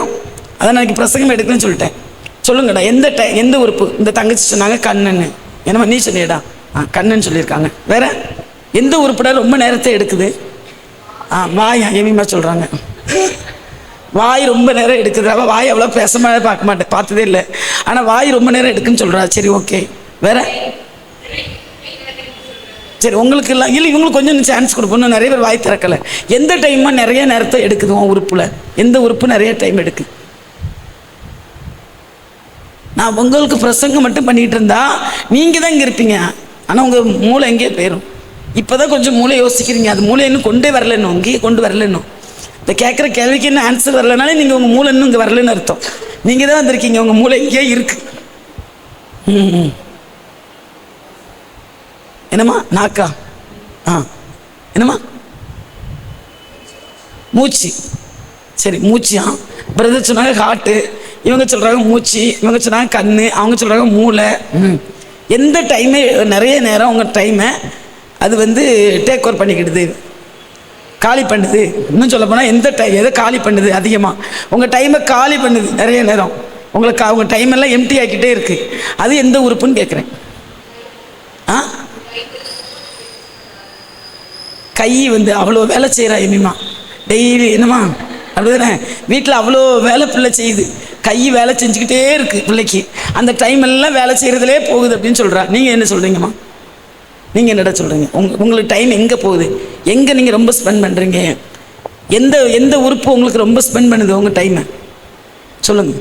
அவள் கைன்னு சொல்கிறா, ஒரு ஆள் கண்ணுன்னு சொல்கிறீங்க, மூளைன்னு சொல்லியிருக்காங்க, இருதயம்னு சொல்லியிருக்காங்க. எந்த அளவுக்கு கொஸ்டின் புரிஞ்சுன்னு எனக்கு தெரியல. நீங்கள் என்னம்மா சொல்கிறீங்க? பல்லா? ஐயோ, நிறைய சாப்பிடுவாங்க போலையே, சாப்பிட்டுட்டே இருப்பாங்க போல. பல்லு நிறைய நேரம் எடுக்குன்னு சொல்கிறாங்க. பல்லு வந்து அவங்க நேரத்தை நிறைய திருடுதுங்காங்க. பல்லு திருடுது அவங்க டைமை, சரியா? இவங்களுக்கு கண்ணு திருடுது, அவங்களுக்கு ஹார்ட் திருடுது, அவங்களுக்கு பிரெயின் திருடுது, எமிமாவுக்கு கை திருடுது. இன்னும் ஒரு சிலர் சொல்லாமல் இருக்கீங்க. என்னம்மா? அவங்களுக்கு மூச்சு அவங்க டைமை திருடுதான். தங்கச்சி மூச்சு போயிட்டுனா ஒன்றும் செய்ய முடியாது. நம்ம மூச்சு திருடுச்சுன்னு சொல்ல முடியாது, பிரெயின் திருடுதுன்னு சொல்ல முடியாது. பிரெயின் ஆட்டோமேட்டிக்காக 24 ஹவர்ஸும் நம்ம லைஃப் இருக்கிற வரைக்கும், டில் டெத் வரைக்கும் நமக்கு வந்து நம்ம பிரெயின் ஒர்க் ஆகிட்டே இருக்கும். அதுமாதிரி ஹார்ட் சொன்னாங்க பிரதர், ஹார்ட்டும் அதே மாதிரி நமக்கு நீங்கள் நின்று காட்டுன்னு சொன்னால் அது நிற்காது, அது வந்து டைமை திருடாது. பாவம், அதெல்லாம் மறைஞ்சிருக்கு, மூளை மறைஞ்சிருக்கு, அப்படி தானே? ஹார்ட்டு உள்ள மறைஞ்சிருக்கு. அதை போய் பாவம் நீங்கள் சொன்னீங்கன்னா அதுக்கு ரொம்ப கஷ்டப்படும், சரியா? அது வந்து 24 ஹவர்ஸ் இயங்கிக்கிட்டே தான் இருக்குது. நம்ம டைமை ரொம்ப வந்து டேக் அவுட் பண்ணுறது என்னது அப்படின்னு சொன்னீங்கன்னா கண்ணு தான். புரிஞ்சா? ஏன் ஏன் ஏன் சொல்லுங்க. எவ்வளோ நேரம் தூங்குறோம்? கண்ணு தூங்கும்போது ஹார்ட்டு தூங்குதா சிஸ்டர்? உங்கள் மூளை தூங்குமா? மூளைன்னு சொன்னீங்களா சிஸ்டர்? மூளை தூங்குமா? மூளை தூங்காது. ஹார்ட்டு தூங்குமா பிரதர்? ஹார்ட்டு தூங்காது. அப்புறம் வந்து சரி, உடம்புல எல்லாம் கண்ணு தூங்கும்போது உடம்பு எல்லாமே தூங்குது. கண்ணு தூங்குனா சொல்லுங்கள், கண்ணு தூங்குனா உடம்பு எல்லாமே தூங்குதானே? உள் உறுப்பு வந்து தூங்காது, நம்ம வெளி உறுப்பு கை வேலை செய்ய முடியாது, கால் நடக்க மாட்டோம் தூங்கும்போது. கேஷுவலாக சொல்கிறேன் உங்கள்கிட்ட. அப்போ உங்கள் உறுப்பில் முக்கியமான உறுப்பு, டைமிங் ரொம்ப எடுக்கிற உறுப்பு, தூங்குறதுக்கு ஒரு 6 ஹவர்ஸாவது நம்ம எடுக்கணும் வைங்களேன். அப்போ அந்த கண் வந்து எவ்வளோ நேரத்தை எடுக்குது உங்கள்கிட்ட சொல்லுங்கள்? கண் எவ்வளோ நேரம் எடுக்குது? நான் கண்ணை முழிச்சிட்டே தூங்குவேன் சிஸ்டர்ன்னு சொல்லுவீங்களா? கண்ணை முழிச்சிட்டே தூங்குவீங்களா? இல்லை நான் படிச்சுக்கிட்டே தூங்குவேன்னு சொல்லுவீங்களா? இல்லையா? நான் மொபைல் பார்த்துக்கிட்டே இருப்பேன், ஆனால் 6 hours தூங்கிடுவேன்னு சொல்ல முடியுமா? பார்த்துக்கிட்டே தூங்குவீங்க, அது ஓகே தான். அது 1 மணி ஆனால் கூட பார்க்குறீங்க, அது எங்களுக்கு தெரியும். ஆனால் பார்த்துக்கிட்டே தூங்க முடியுமா? முடியாது. அப்போ உங்கள் கண் வந்து 6 மணி நேரம் ரெஸ்ட் எடுக்குன்னா அதில் 6 மணி நேரம் மைனஸ் பண்ணிடுங்க. சரியா? அது போக இன்னும் உங்களுக்கு உங்கள் வாழ்க்கையில் உங்கள் கண் வந்து வேண்டாத காரியத்தை பார்க்குது பார்த்தீங்களா? அது அந்த கண்ணை வந்து அந்த டைமை வந்து எடுக்குது. எவ்வளோ நேரம் எடுக்குது? நான் ஒரு தங்கச்சிட்ட கேட்டேன், நீங்கள் ரொம்ப நல்ல பிள்ளைங்க, ஆனால் வந்து ஒரு தங்கச்சிட்ட கேட்கும்போது சொன்னாங்க, எவ்வளோ நேரம் உங்கள் கண் உங்கள் பைபிளை பார்க்குது? பைபிளை உங்கள் கண் எவ்வளோ நேரம் வாசிக்குது? பைபிள் ரீடிங் எவ்வளோ நேரம் இருக்குது? இது நம்ம ஆன்மாவை உயிர்ப்பிக்குது, நம்மளை வந்து உருவாக்குறது, நம்மளை ஆன்மா உயிர்ப்பிக்கிறது எல்லாமே பைபிள் வசனம் நமக்கு எல்லாமே தெரியும். ஆனால் இதை நம்ம கண் வந்து பிரயோஜனமாக எவ்வளோ நேரம் பார்க்குது? நம்ம ஆன்மாவை வளர்க்குறதுக்கு இந்த கண் எவ்வளோ? தங்கச்சி சொன்னாங்க, பல்லு அந்த சரீரத்தை வளர்ச்சிக்கு சாப்பிட்டுட்டே இருக்கணும். பல்லு நிறைய நேரத்தை திருடுது, சாப்பிட்றது அவங்களுக்கு டைம் வேஸ்ட் ஆகிற மாதிரி அவங்களுக்கு தெரியுது. அப்போ 6 மணி நேரம் உங்கள் கண்ணு தூங்குது, அதுக்கு என்ன பண்ண போகிறீங்க? 6 மணி நேரம் கண்ணு தூங்குது, 2 மணி நேரம் மொபைல் பார்க்குது. 2 மணி நேரம் மொபைலில் என்ன பார்த்தேனே தெரியாமல் பார்த்துட்டே இருக்கு இன்னைக்கு நிறைய பேர் கண்ணு. என்ன பார்த்தீங்க தெரியல, அதில் என்ன பிரயோஜனம் தெரியல, ஒன்றுமே தெரியல. நம்ம கண்ணுக்கு தெரியாமல் மாய்மாலமாக நிறைய நம்ம டைம் எனக்கு பிசாசு வந்து நம்ம கையில் இருக்கிற செல் மூலமாக நிறைய நவ நாகரிகமான காரியங்களை காமிச்சு திருடி கொண்டு போயிடறான். டைம் திருடுறதுக்கு நீங்கள் இடம் கொடுக்கக்கூடாது. இன்றைக்கி நான் உங்களுக்கு ஒரு ஆலோசனை கொடுப்பேன். உங்களுக்கு கொடுக்கப்பட்ட வாழ்நாளுக்குள்ளே டைம் திருட நான் நிறைய நேரம் ஆண்டவர்கிட்ட கேட்பேன், ஏசப்பா எனக்கு இன்னும் கொஞ்சம் வாழ்நாள் கூட்டி கொடுங்க இந்த பைபிள் வாசிக்கிறதுக்கு இன்னும். ஏன்னா நம்ம வீடு நம்ம ஒரு லேடி எடுத்துக்கிட்டோம்னா நம்ம வீட்டில் உள்ள வேலைகள் செய்யணும், பிள்ளைகளை கவனிக்கணும். நான் வந்து கவர்மெண்ட் ஹாஸ்பிட்டலில் ஸ்டாஃப் நர்ஸாக இருந்தேன். வேலைக்கு போகணும் 6 hours, நைட் டியூட்டினா 12 hours. வந்து சர்ச்சை பார்க்கணும், சர்ச்சில் ஃபாஸ்டிங் ப்ரே நடத்தணும், விசுவாசி வீடுகளில் நல்லது கெட்டதுன்னா போகணும். அப்போ வந்து அந்த ஒரு பிஸியாக அப்படி பிஸியாக இருந்துச்சு. அந்த நாட்கள் எனக்கு ரொம்ப பிஸியாக இருந்துச்சு. ஒரு காரணம் இன்னொன்று என்ன அப்படின்னா, நீங்கள் வந்து எப்போவுமே நம்ம ஆன்மாவில் ஒரு பெரிய இழப்பு எப்போ வருது அப்படின்னா, இழப்பு எப்போ வருது தெரியுமா உங்களுக்கு? உங்கள் டைம் எல்லாம் வேஸ்ட்டாக போகும்போது ஒன்று. இன்னொன்று எப்போ தெரியுமா? சோம்பேறியாக இருக்கிறவங்களுக்கு அந்த இழைப்பு வந்துடும். இழைப்பாறுதல் கிடையாது, இழப்பு வந்துடும். ஆத்மாவில் ஒரு பெரிய இழப்பு, என்ன செய்யணும் தெரியாது, ஒரு எம்டி இதயம். இப்போ இன்றைக்கி நான் கேட்குற செய்தியெல்லாம் ரொம்ப மோசமாக இருக்குது. 12ஆம் படிக்கிற தங்கச்சி அன்றைக்கி கேட்குறேன், அந்த அக்கா காலில் மட்டும் தான் நான் விழலை. அக்கா நீங்கள் தயவு செய்து தங்கச்சி 12 முடிக்கிற வரைக்கும் நீங்கள் உங்கள் டச் ஃபோனை தூர போட்டுட்டு கொஞ்சம் ஒரு பட்டன் ஃபோன் வாங்கிக்கோங்கக்கா, தயவு செய்து செய்யுங்கக்கா, இல்லைனா இல்லை அந்த பாப்பா லைஃப் வேஸ்ட் ஆகி. அவங்கக்கிட்ட காலில் மட்டும்தான் நான் விழலை. ஏன்னா எனக்கு தெளிவாக தெரியுது, அது அவங்களுக்கு தெரியல. நான் அவங்கக்கிட்ட கொஞ்சம் நேரம் பழகுனேன், எனக்கு தெரியுது. அவங்க மொபைல்னால அந்த பாப்பா வந்து ஸ்கூலுக்கு போக மாட்டேக்கா. அவங்க அம்மா வேலைக்கு போகிறாங்க, பிள்ளை வீட்டில் அம்மா கிட்ட இருந்து செல்லை வாங்கி வீட்டில் வச்சுட்டு வீட்டில் உட்காந்துருக்கு. பாருங்களேன், அது ஏதோ ஒரு அட்ராக்டிவ் அவங்க நம்மளை இழுக்குது. நம்ம பாடம் படிக்க போகணும், எது ரொம்ப சிந்தையில் இருக்கும். நீங்கள் இங்கே வந்து சர்ச்சில் இப்போ நீங்கள் 1 hour நீங்கள் வந்து ஆண்டவருடைய வார்த்தையை கேட்டாலும் உங்கள் சிந்தை வந்து நீங்கள் எதில் அதிக நேரம் ஈடுபாடு வைக்கிறீங்களோ அந்த சிந்தை தான் நீங்கள் எங்கே வந்தாலும் இருக்கும். ஸ்கூலுக்கு போனாலும் இருக்கும், ஸ்கூலுக்கு போனாலும் அந்த சிந்தை தான் இருக்கும். ஏதோ ஒன்று நம்மளை வந்து நம்ம டைமை வந்து நம்ம வாழ்நாளில் நம்மளை மனுஷங்க வந்து தேவ சாயலில் படைக்கப்பட்ட மனுஷன், ஆனால் நம்மளை அடிமைப்படுத்து. யாருமே நான் ஒன்றுக்குமே நான் அடிமையாகலை அப்படின்னு யாராவது நம்ம சொல்ல முடியுமாடா? அடிக்ட்னா என்னது சொல்லுங்கள்? பசங்க வந்து அடிக்ட் ஆகிறாங்க அப்படின்னா அடிக்ஷன், இதுக்கு அடிக்ஷன், அதுக்கு அடிக்ஷன் நம்ம சொல்லுவோம். பொம்பளை பிள்ளைங்க இன்றைக்கி அடிக்ஷன்னா நம்ம எதுக்கு அதை சொல்ல முடியும்? யோசிச்சு பாருங்களேன். உங்கள் டைமை எங்கே வேஸ்ட் ஆகிறீங்க அங்கே அடிக்ட் ஆகிட்டீங்கன்னு அர்த்தம். டைமை எங்கே வேஸ்ட் பண்ணுறீங்களோ அங்கே வந்து நீங்கள் அடிக்ட் ஆகிட்டீங்க. எது மூலம் உங்கள் டைம் வேஸ்ட் ஆகுதோ அங்கே நீங்கள் அடிக்ட் ஆகிட்டீங்கன்னு அர்த்தம். ஒருவேளை ஒருத்தங்கிட்ட பேசுகிறதா இருக்கலாம். அன்றைக்கெலாம் ஒரு தங்கச்சி ஃப்ரெண்ட், நான் போய் அவங்க வீட்டுக்கு போனதுலேருந்து 2 hours பேசிகிட்டே இருக்கிறாங்க. நான் அந்த வீட்டில் நிறைய பேச வேண்டியிருந்துச்சு, டைம் ஸ்பெண்ட் பண்ணி அவங்க வீட்டுக்கு போயிருக்கேன். ஆனால் அந்த தங்கச்சி செல்லை தூக்கிட்டு வெளியே போனவங்க தான். எப்படி ஒரு 1.5 hours குறையாமல் இருக்கும். பேசிக்கிட்டே இருக்காங்க. பேசி முடிச்சுட்டு வந்தாங்க, கேட்டால் என் ஃப்ரெண்டு பேசுகிறாங்க அப்படின்னு சொன்னாங்க. அப்போது நான் சொல்கிறேன், ஃப்ரெண்டுகிட்ட பேசுகிறது தப்பு இல்லை, ஆனால் டைமிங் எங்கே போகுது, எங்கே வேஸ்ட்டு, எங்கே லாஸ் ஆகுது, எங்கே லாஸ் ஆகுது? நம்ம லைஃப் லாஸ் ஆகிட்டுருக்கு. டைம் லாஸ் ஆகுதுனால லைஃப் லாஸ் ஆகுது. நான் இப்போவும் சொல்கிறேன், எனக்கு 54 வயசு ஆயிடுச்சு, ஆனால் இப்போவுமே என் டைமை நான் வந்து வேஸ்ட்டாக வீட்டில், எனக்கு யாராவது முழு நேரம் ஊழியத்துக்கு ஒப்பு கொடுத்தவங்க வீட்டில் இருந்தால் கூட என் நெஞ்சு டபா டபான்னு அடிக்குது. யாரையாவது நான் பார்த்தேன் அப்படி வீட்டில் பார்த்தேன் அப்படின்னா எனக்கு தப்பு செய்கிற மாதிரி தெரியுது. நான் வந்து 12 மணி நேரம் டியூட்டி பார்த்தேன் வேலை பார்க்கும்போது. நைட் டியூட்டி 12 மணி நேரம் டியூட்டி. அது உங்களுக்கு தெரியும். எப்படினாலும் ஆப்ரேஷன் தேட்டர்லாம் ஃபுல்லாக வந்து கண்ணு முடிச்சு தான் இருக்கணும். அடுத்தடுத்து கேஸ் வரும், அடுத்தடுத்து கேஸ் அட்டன் பண்ணணும். பயங்கர பிஸியாக இருக்கும்னு வச்சுக்கோங்களேன். அப்படி பிஸியாக இருக்கிற காலங்கள் ரொம்ப பிஸியாக இருக்கும்.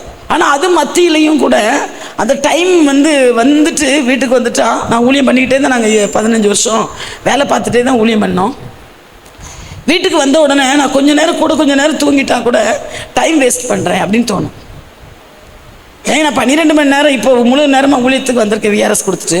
ஆனால் இப்போ வந்துட்டு எனக்கு எப்படி தோணுன்னா, நான் வீட்டில் இருந்தேன்னா, உண்மையிலே சொல்கிறேன், என் வீட்டில் இருந்தேன்னா நெஞ்சிட்டா படப்படம் அடிக்கும். நான் பாவம் செய்கிறேன், என் டைம் நான் வேஸ்ட் பண்ணுறேன். இப்போ இந்த டைம் எதுக்காக கொடுத்துருக்கேன்? நான் விஆர்எஸ் கொடுத்துட்டு நான் முழு நேரம் ஊழியத்துக்குன்னு வந்திருக்கேன். அப்போ என் டைம் நான் வேஸ்ட் பண்ணுறேன், நான் பாவம் செய்கிறேன், என் டைமை நான் வேஸ்ட் பண்ணுறேன், பாவம் செய்கிறேன்னு நான் நினைக்கிறேன். இப்போ எனக்கு இப்போ நான் இருக்கலாம், நான் வந்து விஆர்எஸ் கொடுத்துட்டு வந்துட்டு நான் வீட்டில் நான் இருக்கலாம், தூங்கலாம், நான் எங்கே போனாலும் போகலாம். யாருக்கும் கண்ட்ரோல் கிடையாது. அப்படி தானேம்மா? யாரும் கண்ட்ரோல்லாம்? பாஸ்டருங்க வரும்போது உங்ககிட்ட பேசுவாங்க, உங்களுக்கு பிரசங்கம் பண்ணுவாங்க. நீங்கள் வீட்டில் போய் என்ன பண்ணாலும் பாஸ்டர் வந்து கேட்பாங்களா? நோ. நம்ம தான் கண்ட்ரோலு. அப்போ நீங்கள் உங்களுக்கு கண்ட்ரோல். யாரும் உங்களை வந்து வீட்டில் வந்து கேட்க போகிறதே இல்லை. அப்படி தானே? அப்போ நீங்கள் டைமை எப்படி ஸ்பெண்ட் பண்ணுறீங்க பாருங்கள். எனக்கு நான் வீட்டில் நம்ம இருந்தோன்னா, இப்போ நான் ஊழியத்துக்குன்னு ஒப்பு கொடுத்தாச்சு, கமிட் பண்ணியாச்சு. ஊழியத்துக்குன்னு கமிட் பண்ணால் அப்போ நான் 8 ஹவர்ஸ் ஊழியம் பண்ணணும். எவ்வளோ நேரம் பண்ணணும்? இது எனக்கு எதுக்கு ஒப்பு கொடுத்தனால? நான் ஊழியத்துக்குன்னு ஒப்பு கொடுத்தனால. அப்போ எனக்கு இப்போ நான் முடியலைன்னா நான் வீட்டில் இருந்துக்கலாம், எனக்கு தலைவலிக்குன்னா நான் வீட்டில் இருந்துக்கலாம். எஸ் நோவா? நீங்கள் நினைக்கிற மாதிரி கிடையாது. ஊழியத்துக்குன்னு வர்ற பிள்ளைங்க சில நேரம் கட்டாயத்தின் பேரில் நாங்கள் தள்ளப்படும். இப்போ ஒரு இடத்துல தினம் ஈவினிங் நாங்கள் வந்து ஒரு ஊழியம் பண்ணுறோன்னா, அந்த ஊழியம் வந்து தினம் பண்ணுறோன்னு இங்கே ஒரு இடத்துல பண்ணுறோம், இப்போ பண்ணிகிட்டு இருக்கோம். அப்போ அந்த தினம் பண்ணுறோன்னா அந்த ஒரு நாள் போகாமல் இருக்கவே முடியாதாங்க.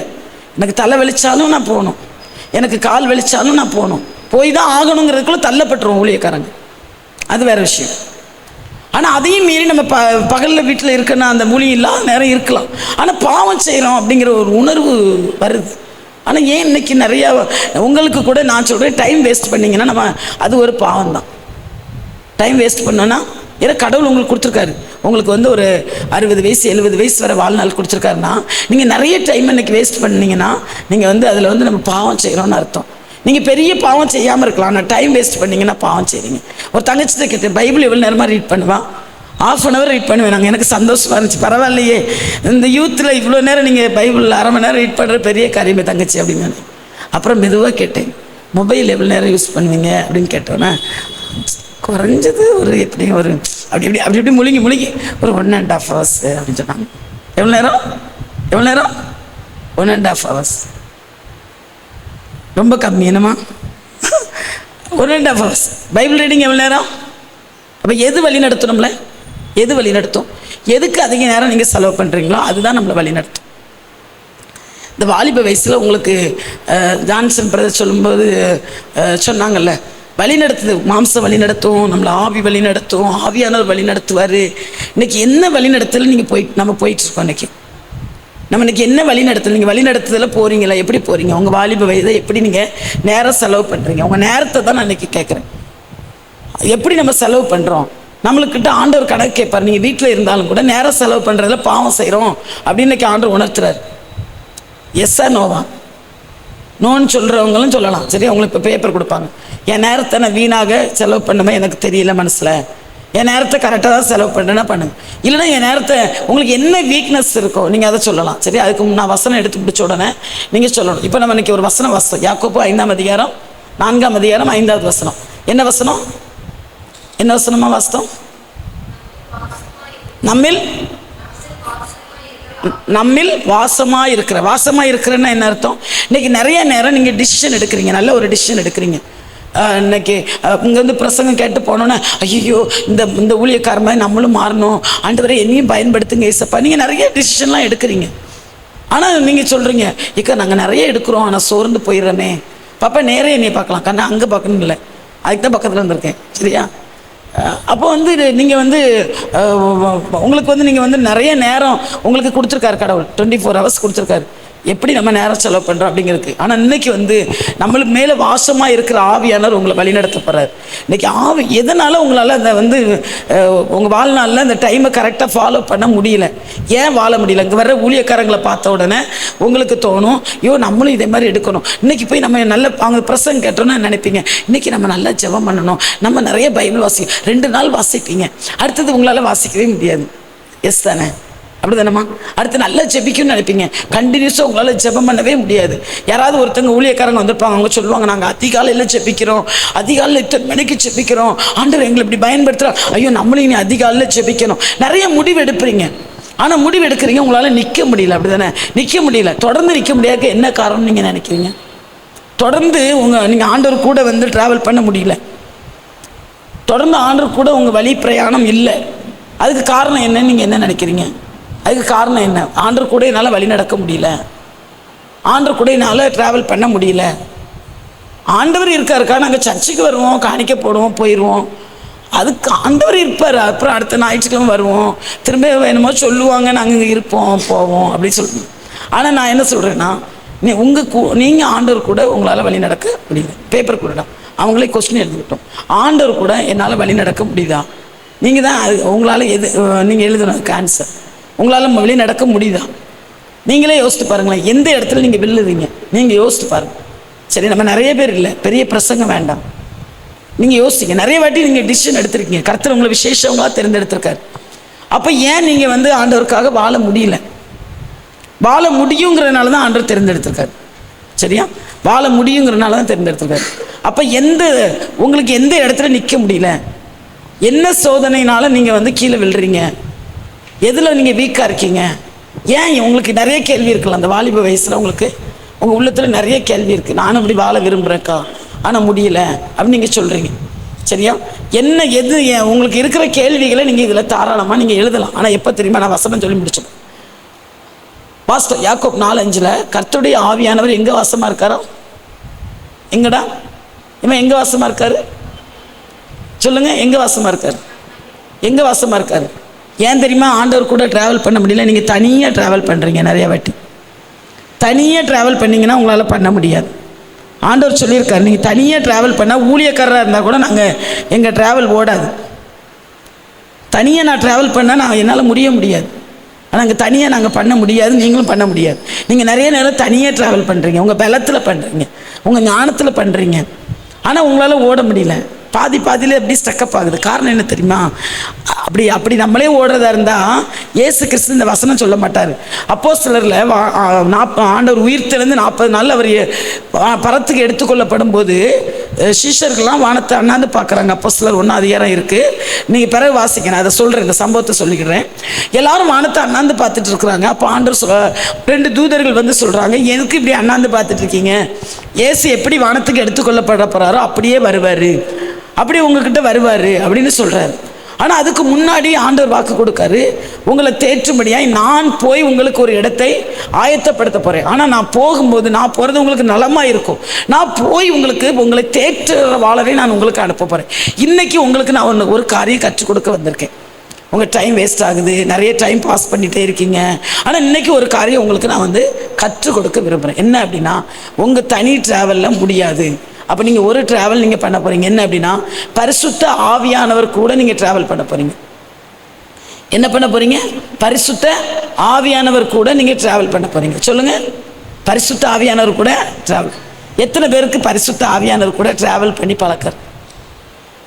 ஏக்க சொல்லுவாங்க, இங்கே சர்ச்சில் ஞாயிற்றுக்கிழமை சொல்லுவாங்க, பரிசுத்த ஆவியானவர்னு சொல்லுவாங்க, பரிசுத்த ஆவியானவரை குறித்து நாங்கள் பாட்டெல்லாம் பாடுவோம்.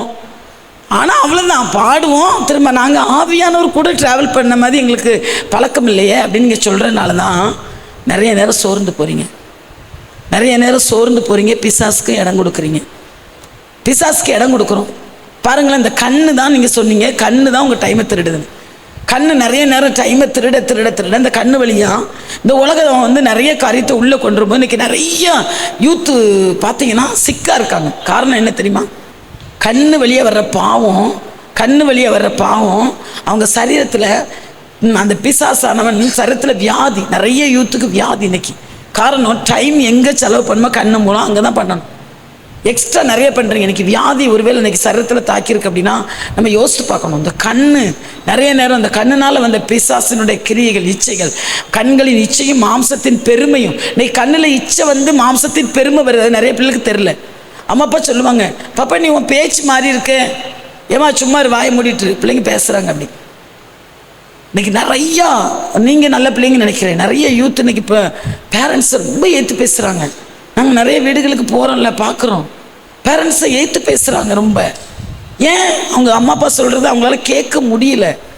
ஏன்னா அவங்க ஆவியானவர் கூட வழி நடக்கலை. ஃபஸ்ட்டு ஆவியானவர் கூட வழி நடக்க முடியும் அப்படிங்கிறத நான் உங்களுக்கு சொல்லித்தர போகிறேன் இன்னைக்கு. ஆவியானவர் என்மேல் வாசமாக இருக்கிறார். எல்லாரும் சொல்லுங்கள், ஆவியானவர் என்மேல். ஆவியானவரை பற்றி கேட்டிருக்கீங்க, ஆனால் வழி நடக்கிறீங்களா கூட, அதுதான் எனக்கு கேள்வி. ஆவியானவர் என்மேல் வாசம் பண்ணுறதுன்னு என்ன அர்த்தம்? வாசம் பண்ணுறதுன்னு என்னமா அர்த்தம்? வாசம் பண்ணால் கூடவே இருக்கிறது, அப்படிதானே? குடி இருக்கிறது. இந்த வீட்டில் நான் வாசம் பண்ணுறேன் அப்படின்னு சொல்லுவோம். அப்போ குடி இருக்கிறதுன்னு அர்த்தம். ஆவியானவர் எங்கே குடியிருக்கார்? இயேசு கிறிஸ்து சொல்லிட்டு போனார், உங்களுக்காக நான் போனால் அது நலமாக இருக்கும், உங்களுக்காக ஒரு தேற்றவாளனை நான் போனால் தான் அனுப்ப முடியும். நான் பிதாவினிடத்துக்கு போனதுக்கு பிறகு நான் அங்கிருந்து ஒரு தேற்றவாளனை உங்களுக்கு அனுப்ப போகிறேன். அவர் வருது உங்களுக்கு நலமாக இருக்கும், அவர் உங்களை தேற்றுவார், அவர் உங்களுக்கு ஆலோசனை கொடுப்பார், அவர் உங்களுக்கு பாவத்தை குறித்து உணர்த்துவார், நீதியை குறித்து உணர்த்துவார், நியாய தீர்ப்பை குறித்து கண்டித்து உணர்த்துவார். அந்த ஆவியானவரை நான் அனுப்ப போகிறேன்னு சொல்லிட்டார். சரி, இப்போ ஆவியானவர் இப்போ எங்கே? இப்போ உங்கள் பக்கத்தில் ஜீசஸ் இருக்காங்களா? ஆவியானவர் இருக்காரா? ஏக்கா என்ன புதுசாக சத்தியத்தை புரட்டுறீங்களே அப்படின்னு சொல்கிற மாதிரி நீங்கள் முழிக்கிறீங்க. சத்தியத்தை நான் புரட்டலை, பைபிளில் தான் வசனம் இருக்குது. இப்போ ஆவியானவர் எங்கே இருக்கார்? நம்மக்கிட்ட இருக்காங்கன்னு சொல்லிட்டீங்க. இயேசு கிறிஸ்து எங்கே இருக்கார்? இயேசு கிறிஸ்துடைய சத்தியம் உலகத்தில் இருக்குது, சத்தியம் உலகத்தில் இருக்குது. ஆனால் இயேசு கிறிஸ்து எங்கே இருக்கார்? நீங்கள் வசனத்தின்படி சொல்லணும். இயேசு கிறிஸ்து எங்கே இருக்கார்? ஏன் நான் இவ்வளோ கேள்வி கேட்கேன்னா, கேட்குறதால தான் நீங்கள் யோசிக்கையாவது செய்கிறீங்க, ஆனால் வாய் திறக்க மாட்டேங்க, அது வேறு விஷயம். ஆனால் கொஞ்சம் யோசிக்கையாவது செய்கிறீங்க. இதையும் மீறி கூட சிலர் யோசனை வெளியே இருக்குது, அதுவும் தெரியுது எனக்கு. இவ்வளோ கேள்வி உங்களை பார்த்து பார்த்து கேட்டுமே நிறைய பேர் மூளை வேறு இடத்துல உட்காந்துருக்கு. இயேசு கிறிஸ்து எங்கே இருக்கார்? கரெக்டாக சொல்லணும், வசனத்தின்படி எங்கே இருக்கார்? பிதாவின் வலது வருஷத்தில் இருக்காரு அப்படின்னு வசனம் சொல்லு.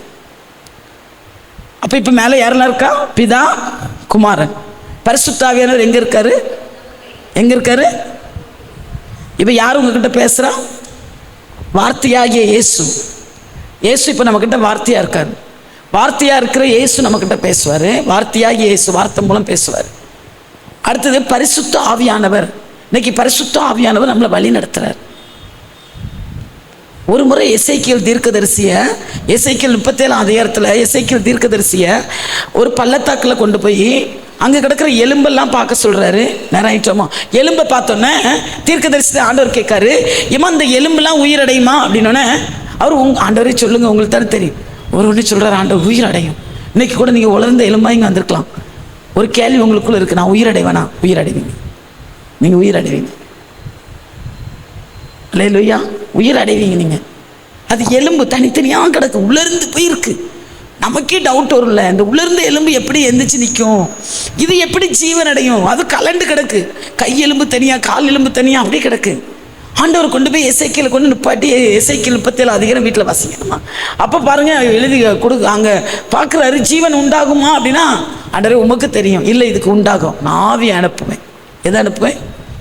ஆவியை அதுக்குள்ளே அனுப்புவேன். அப்போ ஆவியை அனுப்புகிறாரு. அனுப்புன உடனே அந்த எலும்புகளுக்குள்ளே முதலாவது என்ன செய்யுதுன்னா, எலும்புக்குள்ளே ஜீவன் வருது. அடுத்தது எல்லா எலும்பும் ஜாயிண்ட் ஆகுது. அந்த எலும்புக்கு மேலே என்னம்மா ஒட்டிக்கிட்டு இருக்கு? என்னடா ஒட்டிக்கிட்டு இருக்கு?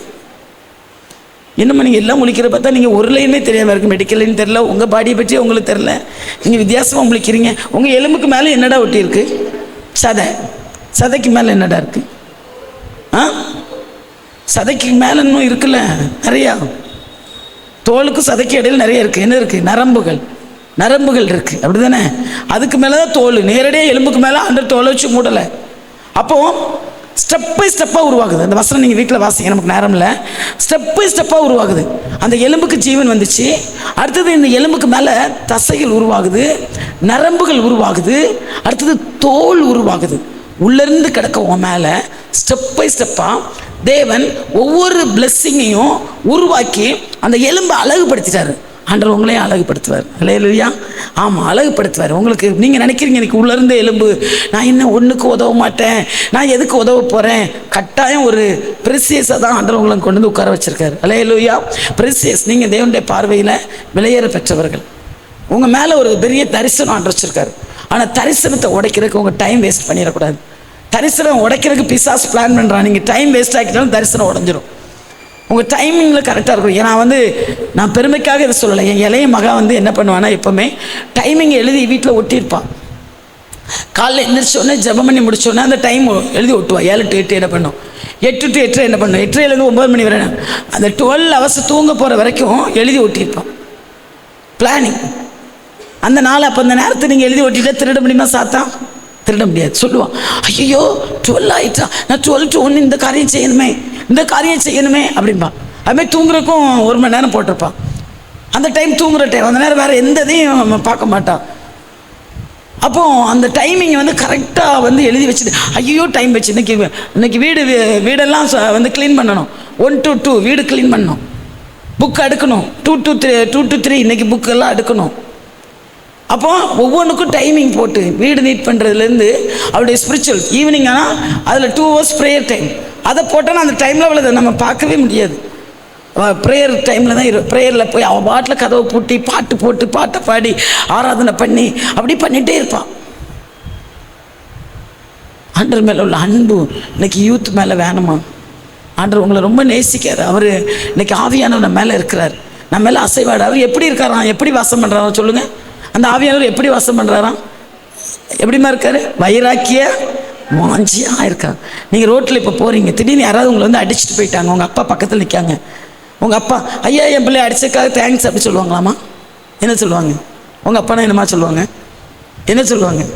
அவனை ஓடி போய் 2 தடவை பலார்னு வச்ச பிறகு தான் அடுத்த கேள்வியே இருக்கும். வைராக்கியமா, என் பிள்ளை நான் சும்மா நிற்கிற பிள்ளை நீ எப்படி அடிக்க போச்சுடா அப்படின்னு சொல்லி அந்த அப்பா வைராக்கியமாக எழும்புவார். அதே போல தான் இன்னைக்கு ஆவியானவர் நம்ம மேலே இருக்கார். நீங்கள் நினைக்கிறீங்க உங்களுக்கு விரோதமாக சிலர் பேசணும்னு உங்கள் மனசு கஷ்டப்படுது.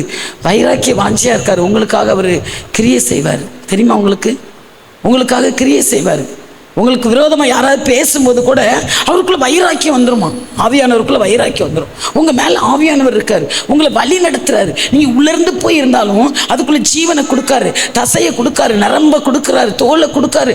உயிர் அடைஞ்சு எலும்பி நிற்கிது. அந்த ஒன்று மட்டும் எலும்பி நிற்கலப்பா, அங்கே பார்த்தீங்கன்னா சேனையாக நிற்கிது. எப்படி நிற்கிது? சேனை. எவ்வளோ காரியத்தில் ஏசப்பா உங்களை நம்பியிருக்காரு. இன்றைக்கி நீங்கள் உள்ளிருந்து போயிருந்தாலும் உங்களை உயிரடைய வச்சு, உங்களை எழுந்து நிற்க வச்சு, ஒரு சேனையாக ஆக்கி ஆண்டவர் உங்களை கொண்டு என்ன செய்யணும்னு நினைக்காரோ அதை செய்ய ஆண்டவர் சித்தமாக இருக்கார். அல்லேலூயா. இன்றைக்கி உங்களை கொண்டு நிறைய காரியம் செய்ய ஆண்டவர் விருப்பப்படுறாரு. இப்போ எங்களை மாதிரி இவ்வளோ வயசான பிறகு நாங்கள் எதுவும் நிறைய காரியம், பெரிய காரியத்தை நாங்கள் ஆண்டவருக்காக சாதிக்க முடியும்னு நாங்கள் சொல்ல முடியாது ஒரு குறிப்பிட்ட வயசுக்கு அப்புறம். ஆனால் நீங்கள் இன்றைக்கி ஆண்டவர் உங்ககிட்ட நம்பி தான் இந்த வாலிபர் மீட்டிங் கொண்டு வந்திருக்காரு. உங்களை கொண்டு ஆண்டவர் என்ன செய்ய போகிறாரு? பெரிய காரியம் செய்ய போகிறாரு.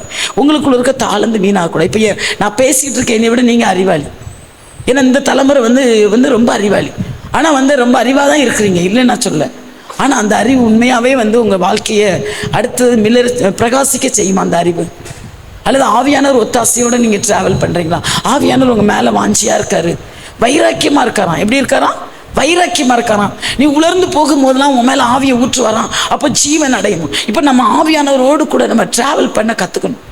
இன்னைக்கு தனியாக பண்ணாங்க, வாங்க ஆவியானவர் அடிக்கடி பாருங்கள். நானும் காரில் ஏறி எங்கேயா ஊழியத்துக்கு போகும்போது இன்னைக்கு காலையில் கூட வேடம் வெத்த போனோம். போகும்போதெல்லாம் நான் உட்காந்து இந்த பாடிக்கிட்டே வருவேன். ஆவியானவரை ரொம்ப புகழ்ந்து பாடிக்கிட்டே வாங்கலேன், ரொம்ப சந்தோஷப்படுறோம். நம்ம இருந்தே அப்படியே குதூகலமாக மாறும். ஏன்னா ஆவியானவர் கூட இருக்காரு, அவர் கற்றுத்தர்றாரு. நிறைய நேரம் பாருங்கள், நீங்கள் சின்ன சின்ன காரியம், மகளை நீ இன்னைக்கு வாசலை விட்டு வெளியே இறங்குவீங்க, உள்ள ஆவியானவர் பேசுவார். இன்னைக்கு இதை எடுத்துக்காமல் போயிட்டு இருக்கல இந்த நோட்டை, உள்ளே போவீங்க, சம்மந்தமே எல்லாம் உள்ளே போவீங்க. ஆவியானுடைய வழி நடத்துதல். சின்ன சின்ன காரியத்தில் கன்ஃபியூஸ் ஆகாதீங்க, குழம்பாதீங்க. இன்னைக்கு ரொம்ப சென்சிட்டிவாக இருக்காங்க இப்போ இருக்க யூத்லாம். நீங்கள் நல்ல பிள்ளைங்கன்னு நினைக்கிறேன். அம்மா சொல்லிட்டா உடனே சென்சிட்டிவ் ஆயிடுறாங்க. ரொம்ப ஆகக்கூடாது. உங்கள் ஆவியானவர் வைராக்கியம் உள்ளவர். ஆவியானவர் உங்களை வழி நடத்தணும். ஏன் நீங்கள் மாம்சத்தில் யாராவது ஏதாவது சொன்னால் சென்சிட்டிவாக இருங்க? இன்னைக்கு நிறைய பிள்ளைங்க ரொம்ப சென்சிட்டிவாக இருக்காங்க. அது ஆண்டவருடைய பிள்ளை அப்படி இருக்கவே கூடாது. இந்த மாம்சம் வந்து ஒன்றுக்கு உதவாது.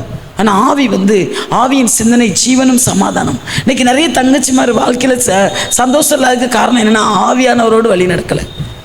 மாம்ச சிந்தனை, எப்போ பாரு மாம்ச சிந்தனை. ஏன் இன்னைக்கு நிறைய கிறிஸ்தவ வாலிப தங்கச்சிமாரெலாம் இன்னைக்கு தற்கொலை நோக்கி ஓடுறாங்க? ஏன்? அவங்க மாம்ச சிந்தனையே எப்பவும் இருக்கிறாங்க. வழி நடக்க முடியல, அவங்களால வழி நடக்க முடியல. ஃபெயிலியர் வந்த உடனே அப்படியே சோர்ந்துடுறாங்க. தயவுசெய்து இந்த வயசு வந்து ரொம்ப முக்கியமான வயசு. நீங்கள் கண்ணு வழியாக பாவத்துக்கு இடம் கொடுக்காதீங்க. நம்ம வேதத்தில் பார்க்குறோம், கண்ணு வழியாக பாவத்துக்கு இடம் கொடுத்தவங்களுடைய வாழ்க்கை எப்படி இருந்துச்சுன்னு. இந்த கண்ணு வழியாக பரிசுத்தத்துக்கு இடம் கொடுங்க. பரிசுத்த ஆவியானவர் உங்களுக்குள்ளே வருவார். இந்த வேதத்தை ரகசியம் ஆண்டவர்கிட்ட நான் வாழ்நாள கூட்டி கேட்கேன். ஏன்னா எனக்கு வந்து இந்த வேதத்தை இன்னும் நான் வந்து ஆராய்ந்து வாசிக்கணும் ஏசப்பா, இன்னும் தியானித்து வாசிக்கணும் ஏசப்பா, எனக்கு வாழ்நாள கூட்டி கொடுங்க ஆண்டவரே. நீங்கள் கேளுங்க. இந்த வாலிப வயசில் இப்போ இருந்தே நீங்கள் வாசித்தா எவ்வளோ வாசிக்கலாம் யோசித்து பாருங்கள். நான் நிறைய நாள் உங்களுமே வாலிப வயசாக இருக்கும்போதெல்லாம் ரூமை பூட்டிட்டு ரொம்ப நாளும் ஏசப்பா அன்பை நினச்சாங்க. ஆண்டவரே, எவ்வளோ வாலிபர்களுக்கு இந்த அன்பு தெரியல ஆண்டவரே. அந்த அன்பு அறிஞ்சிட்டிங்கன்னா நீங்கள் உண்மையிலே சொல்கிறேன், எல்லா அன்பும் மாயை தான். ஆனால் இயேசுவின் அன்பு மட்டும் உங்களை கரெக்டாக நடத்தும். அது இயேசுவின் அன்பு மட்டும்தான் உண்மையான அன்பு. ஆவியானவர் உங்களுக்குள்ளே இருக்கார் பற்றியில் உங்களுக்கு கற்றுக் கொடுப்பார். ஒரு தம்பி சொன்னாங்க, +2 அவ்வளோ எக்ஸாமில் உட்காந்துருக்காங்களாம், அவ்வளோ கொஸ்டினையும் ஆவியானவர் சொல்லிக்கிட்டே இருக்காரா, இவர் எழுதிட்டே இருக்காராம். ஒவ்வொருவருக்கும் ஒவ்வொருத்தர் எக்ஸ்பீரியன்ஸ் பாருங்களேன். அந்த தம்பி சொல்கிறாங்க, நான் வந்து அந்த கொஸ்டின் எல்லாம் அவங்க வந்து அப்படியே ஆவியானவரே சொல்லி கொடுக்குறாராம், எழுதிக்கிட்டே இருக்காங்க. என் மக கூட சில நேரம் சொல்லுவான், இன்னைக்கு ஆவியானவர் தான் இந்த கொஸ்டினை சொல்லி கொடுத்தாரு. எப்படிமா சொல்லி கொடுத்தாரு? நான் கேட்பேன். ஆவியானவர் கூட ட்ராவல் பண்ணி பாருங்களேன், ஆண்டவர் உங்களை வழிநடத்துகிற விதமே வேறு மாதிரி இருக்கும். இன்றைக்கி நிறைய நேரம் பரிசுத்த ஆவியானவருடைய கூட்ட சபையில் வைக்கிறோம். இன்றைக்கி வாலிப பிள்ளைங்க அந்த ஆவியானவரோடு கூட நீங்கள் நடக்கிற விதம் எப்படி இருக்குது? தேவனோடு கூட ரகசியம் பேசலாம். யார் இப்போ அந்நிய பாஷையில் பேசுகிறவன் தேவனோடு ரகசியம் எத்தனை இன்னைக்கு நீங்கள் அந்நிய பாஷை அடையாளத்தோடு பரிசுத்த ஆவியானவரை பெற்றிருக்கீங்க? நம்ம ட்ராவலில் இதான் முக்கியமான பகுதி. கிறிஸ்தவ வாழ்க்கையில் ட்ராவலில் முக்கியமான பகுதி எது தெரியுமா? நீங்கள் டெய்லி சர்ச்சில் வந்து உட்காருங்க, இஸ் ஓகே. ஆனால் எது முக்கியமான பகுதி தெரியுமா? ஆவியானவர் உங்கள் கூட இருக்கணும். நீங்கள் அபிஷேகம் பெற்று அந்நிய பாஷை பேசும்போது கர்த்தரோடு ரகசியம் பேசுகிறோம். என்ன பேசுகிறோம்? கர்த்தரோடு ரகசியம் பேசுகிறோம். ஆவி பலன் அடையும். நீங்கள் ஒரு அரை மணி நேரம் அந்நிய பாஷையில் பெற்ற பிள்ளைங்க அந்நிய பாஷை பேசி பாருங்களேன். உங்கள் வாழ்க்கையில் வெற்றிக்காக நீங்கள் பிரயாசமே பட வேண்டாம். வெற்றி நம்ம முன்னாடி வந்து நிற்கும். இது அனுபவபூர்வமாக நான் சொல்கிறேன் உங்ககிட்ட. ஆவியோடு பேசிகிட்டே இருக்கும்போது நமக்கு இந்த மாம்சத்தில் எவ்வளோ கிரியைகள் நம்மளை சுற்றி இருந்தாலும் கூட நமக்கு அதெல்லாம் சீன் இருக்கும். அது என்ன ஆவி? தேவனுடைய ஆவி. அது யார் ஆவி? நம்மளுக்குள்ள வாசம் பண்ணுறது யாருடைய ஆவி? தேவனுடைய ஆவி. தேவனுடைய ஆவி. அப்போ பிதாவும் தேவகுமாரனும் பரலோகத்தில் வீற்றிருக்காங்க. ஆவியானவர் நம்ம கூட இருந்து நம்ம வழி நடத்திட்டே இருக்காரு. டெய்லி நம்மள ப்ராக்டிக்கலாக நம்ம நடத்துகிறார். ப்ராக்டிக்கல் லைஃப்பில் நம்ம ஆவியானவர் கூட நம்ம நடக்கும்போது பாவத்தை குறித்து உணர்த்துறாரு. பாவத்திலேருந்து மீட்டெடுக்காரு நம்மளை. நீதி நியாயத்திற்பு எல்லாத்தையும் குறித்து உணர்த்தி அதுக்கு நல்ல சபை நல்ல ஊழியர்களை கொடுத்து நீங்கள் இந்த ஊழியர்களுக்குள்ள சபைக்குள்ளே உள்ள கஸ்டடியில் நீங்கள் எப்போவுமே இருக்கணும். ஏன்னா இதை தாண்டி சத்துரு நம்மளை இழுத்து கொண்டு போகிறதுக்கு நிறைய வாய்ப்பு இருக்குது. இன்றைக்கி எத்தனையோ ஆண்டவருடைய பிள்ளைங்க நம்ப வேண்டியது தேவனை. ஆனால் இன்றைக்கி யாராவது ஒரு சின்ன இனிமையான வார்த்தை பேசிட்டா நம்ம அம்மா அப்பாவை விட இவங்க நல்லா நம்மளை நேசிக்கிறாங்கல்ல அப்படின்னு விழுந்து போயிடுறாங்க நிறைய பிள்ளைங்க. விழுந்த பிறகு ஒன்றுமே செய்ய முடியாதம்மா. நாங்கள் எவ்வளோ பேருக்கு கவுன்சிலிங் கொடுத்துருக்கேன் தெரியுமாண்ணா? அவங்க விழுந்த பிறகு லைஃப் இஸ் வேஸ்ட்டு. கர்த்தர் வேஸ்ட் ஆக்குறதுக்காக உங்கள் லைஃப் அழைக்கலை. அதெல்லாம் போலி. இந்த உலகத்தில் நிறைய போலியான அன்பு மாதிரி பேசும். இந்த ஏவாளை வஞ்சித்த ஆவி இன்னைக்கு நம்மளையும் வஞ்சிக்குது. அம்மா அப்பா சொல்கிறது பிடிக்காது. ஏன் பிடிக்கல? அப்போ ஏதோ ஒன்று உனக்கு பிடிக்குது. அதை தாண்டி இந்த உலகத்தில் ஏதோ ஒரு பேச்சு உனக்கு பிடிக்குது, ஏதோ ஒரு காரியம் பிடிக்குது. அதனால் அம்மா அப்பா சொல்கிறது பிடிக்கவே மாட்டேங்குது. இந்த அம்மா அப்பா பார்த்தோன்னே எனக்கு எரிச்சலாக வருது. எந்த பிள்ளை சொல்லுதோ அந்த பிள்ளை எங்கேயோ பிசாசு வலையில் சிக்கிக்கிட்டுன்னு அர்த்தம். ஏமாற்றும் அன்பு. அது 13 வயசுலேருந்து ஒரு 22 23 வயசு வரைக்கும் ஒரு விவரம் தெரியாது, செய்கிறது தப்புனே தெரியாது. ஆனால் வலையில் விழுந்துடக்கூடாது. இன்னைக்கு சுற்றி வர வலை வீசி வச்சிருக்கான் பிசாசு. எங்கே திரும்பினாலும் வலை வீசுகிறான். உங்களுக்கு ஒரு 10 காரியத்தை ஒரு நபர், நீங்கள் பழகிற நபர் ஒரு 10 காரியத்தை உங்களுக்கு பெர்ஃபெக்டாக செய்வான். செஞ்ச உடனே நீங்கள் நினச்சிருவீங்க, ஓ இதான் உண்மையான அன்போ? நோ, உண்மையான அன்பு இயேசுவின் அன்பு தவிர உண்மையான அன்பு கிடையாது. அடுத்து உங்கள் பேரண்ட்ஸ் லவ். உங்கள் பேரண்ட்ஸ் படிக்காதவங்களா இருக்கலாம், அவங்கள கஷ்டப்பட்டு படிக்க வைக்காங்கல்ல, அவங்க வேலை பார்த்து படிக்க வைக்காங்கல்ல. என்னைக்காவது நீங்கள் அந்த அன்பை நீங்கள் நினைக்கிங்களா? நீங்கள் அவங்களுக்காக ஜெபிங்க. எத்தனை பிள்ளைங்க அம்மா அப்பாவுக்கு ஜெபிக்கிறீங்க? எத்தனை பிள்ளைங்க அம்மா அப்பாவுக்கு ஜெபிக்கிறீங்க? எனக்கே ஜெபிக்கிற 4 பேர் வேணுக்கா. நான் எங்கள் அம்மா அப்பாவுக்கு ஜெபிக்க? இன்னைக்கு நான் எழும்பணும்னு நினைக்கிறேன், ஆனால் விழுந்துடுறேன்க்கா. நிறைய வாட்டி நான் ஆவிக்குரிய வாழ்க்கையில் எழும்புறேன். உங்களால் எப்படி இப்படி நிற்க முடியுது? நான் வாலிப வயசில் என்கிட்ட கேட்டாங்க, உங்ககிட்ட சொல்லியிருக்கேன் முன்னாடி, என் கூட வேலை பார்க்கும்போது வாலிப வயசில் ஒரு மருத்துவர் என்கிட்ட கேட்டார், எப்படி சிஸ்டர் உங்களால் இந்த ஹாஸ்பிட்டலில் நிற்க முடியுது இந்த வாலிப வயசில், எனக்கும் கொஞ்சம் அந்த ஆலோசனை சொல்லுங்களேன்னு சொன்னார். ஆனால் அவர்கிட்ட ஒரு 10 நிமிஷம் பேசினேன். ஆனால் அவர் மிஷினரி ஆகி, ஒரிசாவில் மிஷினரி ஆகி, நம்ம தமிழ்நாடு லெவலில் வர நிறைய பேருக்கு தெரியும். டாக்டர் அலெக்ஸ் நிறைய பேருக்கு தெரியும். ஒட்டஞ்சத்திரம் ஹாஸ்பிட்டலில் அவர் ஒர்க் பண்ணி, ஒரிசாவில் ஒர்க் பண்ணி, டோனா ஒரு பொண்ணை கட்டி, அவர் நல்ல நிறைய பைபிள் காலேஜ்லாம் ஏற்படுத்தி அப்படிலாம் ஆனார். அப்போ ஒரே ஒருத்தருடைய ஸ்டிமுலேஷன் இன்னொருத்தங்களை ஸ்டிமுலேட் பண்ணுது பார்த்தீங்களா? அப்போ உங்களுக்குள்ளே இருக்க ஆவிக்குரிய வாழ்க்கை இன்னொருத்தங்களை எழுப்பணுமே தவிர உங்களை கீழே இழுத்து போட்டக்கூடாது. நீங்கள் உங்களுக்குள்ளே இருக்கிற ஆவியானவர் உங்களை கரம் பிடிச்சு நடத்துவார். உங்களுக்காக வைராக்கிய வாஞ்சியாக இருப்பார். பரிசுத்தாவியை பெற்ற பிள்ளைங்க அந்நிய பாஷையோடு கூட பேசுங்க, தேவனோடு ரகசியம் பேசுங்க. உங்களை கொண்டு ஆண்டவர் பெரிய காரியம் செய்ய போகிறார். அல்லேலூயா. உங்களை கொண்டு செய்ய போகிறார் ஆண்டவர். நீங்க அதை உங்க மேல இருக்க தரிசனத்தை பிசாசு மறக்க வைக்கும். சிம்சோன் மேல இருந்த தரிசனத்தை மறக்க வைக்கிறான். ஏதோ ஒரு வார்த்தை அவனை இழுக்கு, ஏதோ ஒன்று அவன் கண்ணு இழுக்குது. இன்னைக்கு உங்களுக்கும் கூட ஏதோ ஒரு வார்த்தை, அந்த வார்த்தையில விழுந்துடாதீங்க. ஏசப்பா வார்த்தை மேல நம்பி இருங்க. உங்க அம்மா அப்பா வார்த்தையை நம்பி இருங்க. கர்த்தர் உங்களை கரம்பிடிச்சு நடத்துவார். ஒரே 1 மினிட் உங்களுக்கு கொடுத்த பேப்பர்ல, எனக்கு என்னையால வாழ முடியல, நான் வாழணும்னு நினைக்கிறேன் ஆண்டவருக்காக, இந்த பகுதியில் நான் எப்படி வாழணும், இந்த பகுதியில் எப்படி வாழணும், நீங்க ஒரு கேள்வி உங்கள்கிட்ட இருக்கு உள்ளத்துல. நீங்கள் அதில் ஒரு கேள்வியாவது எழுதி உங்கள் பேப்பரை, நீங்கள் அந்த பேப்பரை தரணும். ஒரு கேள்வி இருக்குது உங்கள்கிட்ட, உங்களால் நீங்கள் ஏசப்பாக்கு வாழணும்னு நினைக்கிறீங்க. இல்லைன்னா நீங்கள் விளையாட இருக்க மாட்டீங்க. உங்கள் டீன் ஏஜில் இவ்வளோ நேரம் உங்களால் சர்ச்சுக்குள்ளே இருக்கீங்கன்னா ஒருவேளை அம்மா அப்பாவுடைய கட்டாயத்தில் வந்திருக்கலாம். ஜான்சன் பிரதர் கட்டாயத்தில் ஃபோன் பண்ணி கூப்பிட்டு வாங்க சிஸ்டர், வாங்க பிரதர், அதனால் வந்திருக்கலாம். அது வேறு விஷயம். ஆனால் இன்றைக்கி நீங்கள் எதில் நீங்கள் பலவீனப்படுறீங்க? எந்த விஷயத்தில் கர்த்தருக்குள்ளே உங்களால் வாழ முடியல? கர்த்தருக்குள்ளே வாழ முடியலக்கா, இதுக்கு நான் என்ன பண்ணணும்? நீங்கள் ஒரு கேள்வி கேட்குறீங்க. இப்போ உங்கள் மனசுக்குள்ளே இருக்குது, நிறைய நேரம் போராடுறீங்க. ஆனால் அந்த யூத்தில் வர்ற கேள்வியை நிறைய பேர்ட்ட உங்களால் சொல்ல முடியும். பேர் எழுதக்கூடாது யாரும்.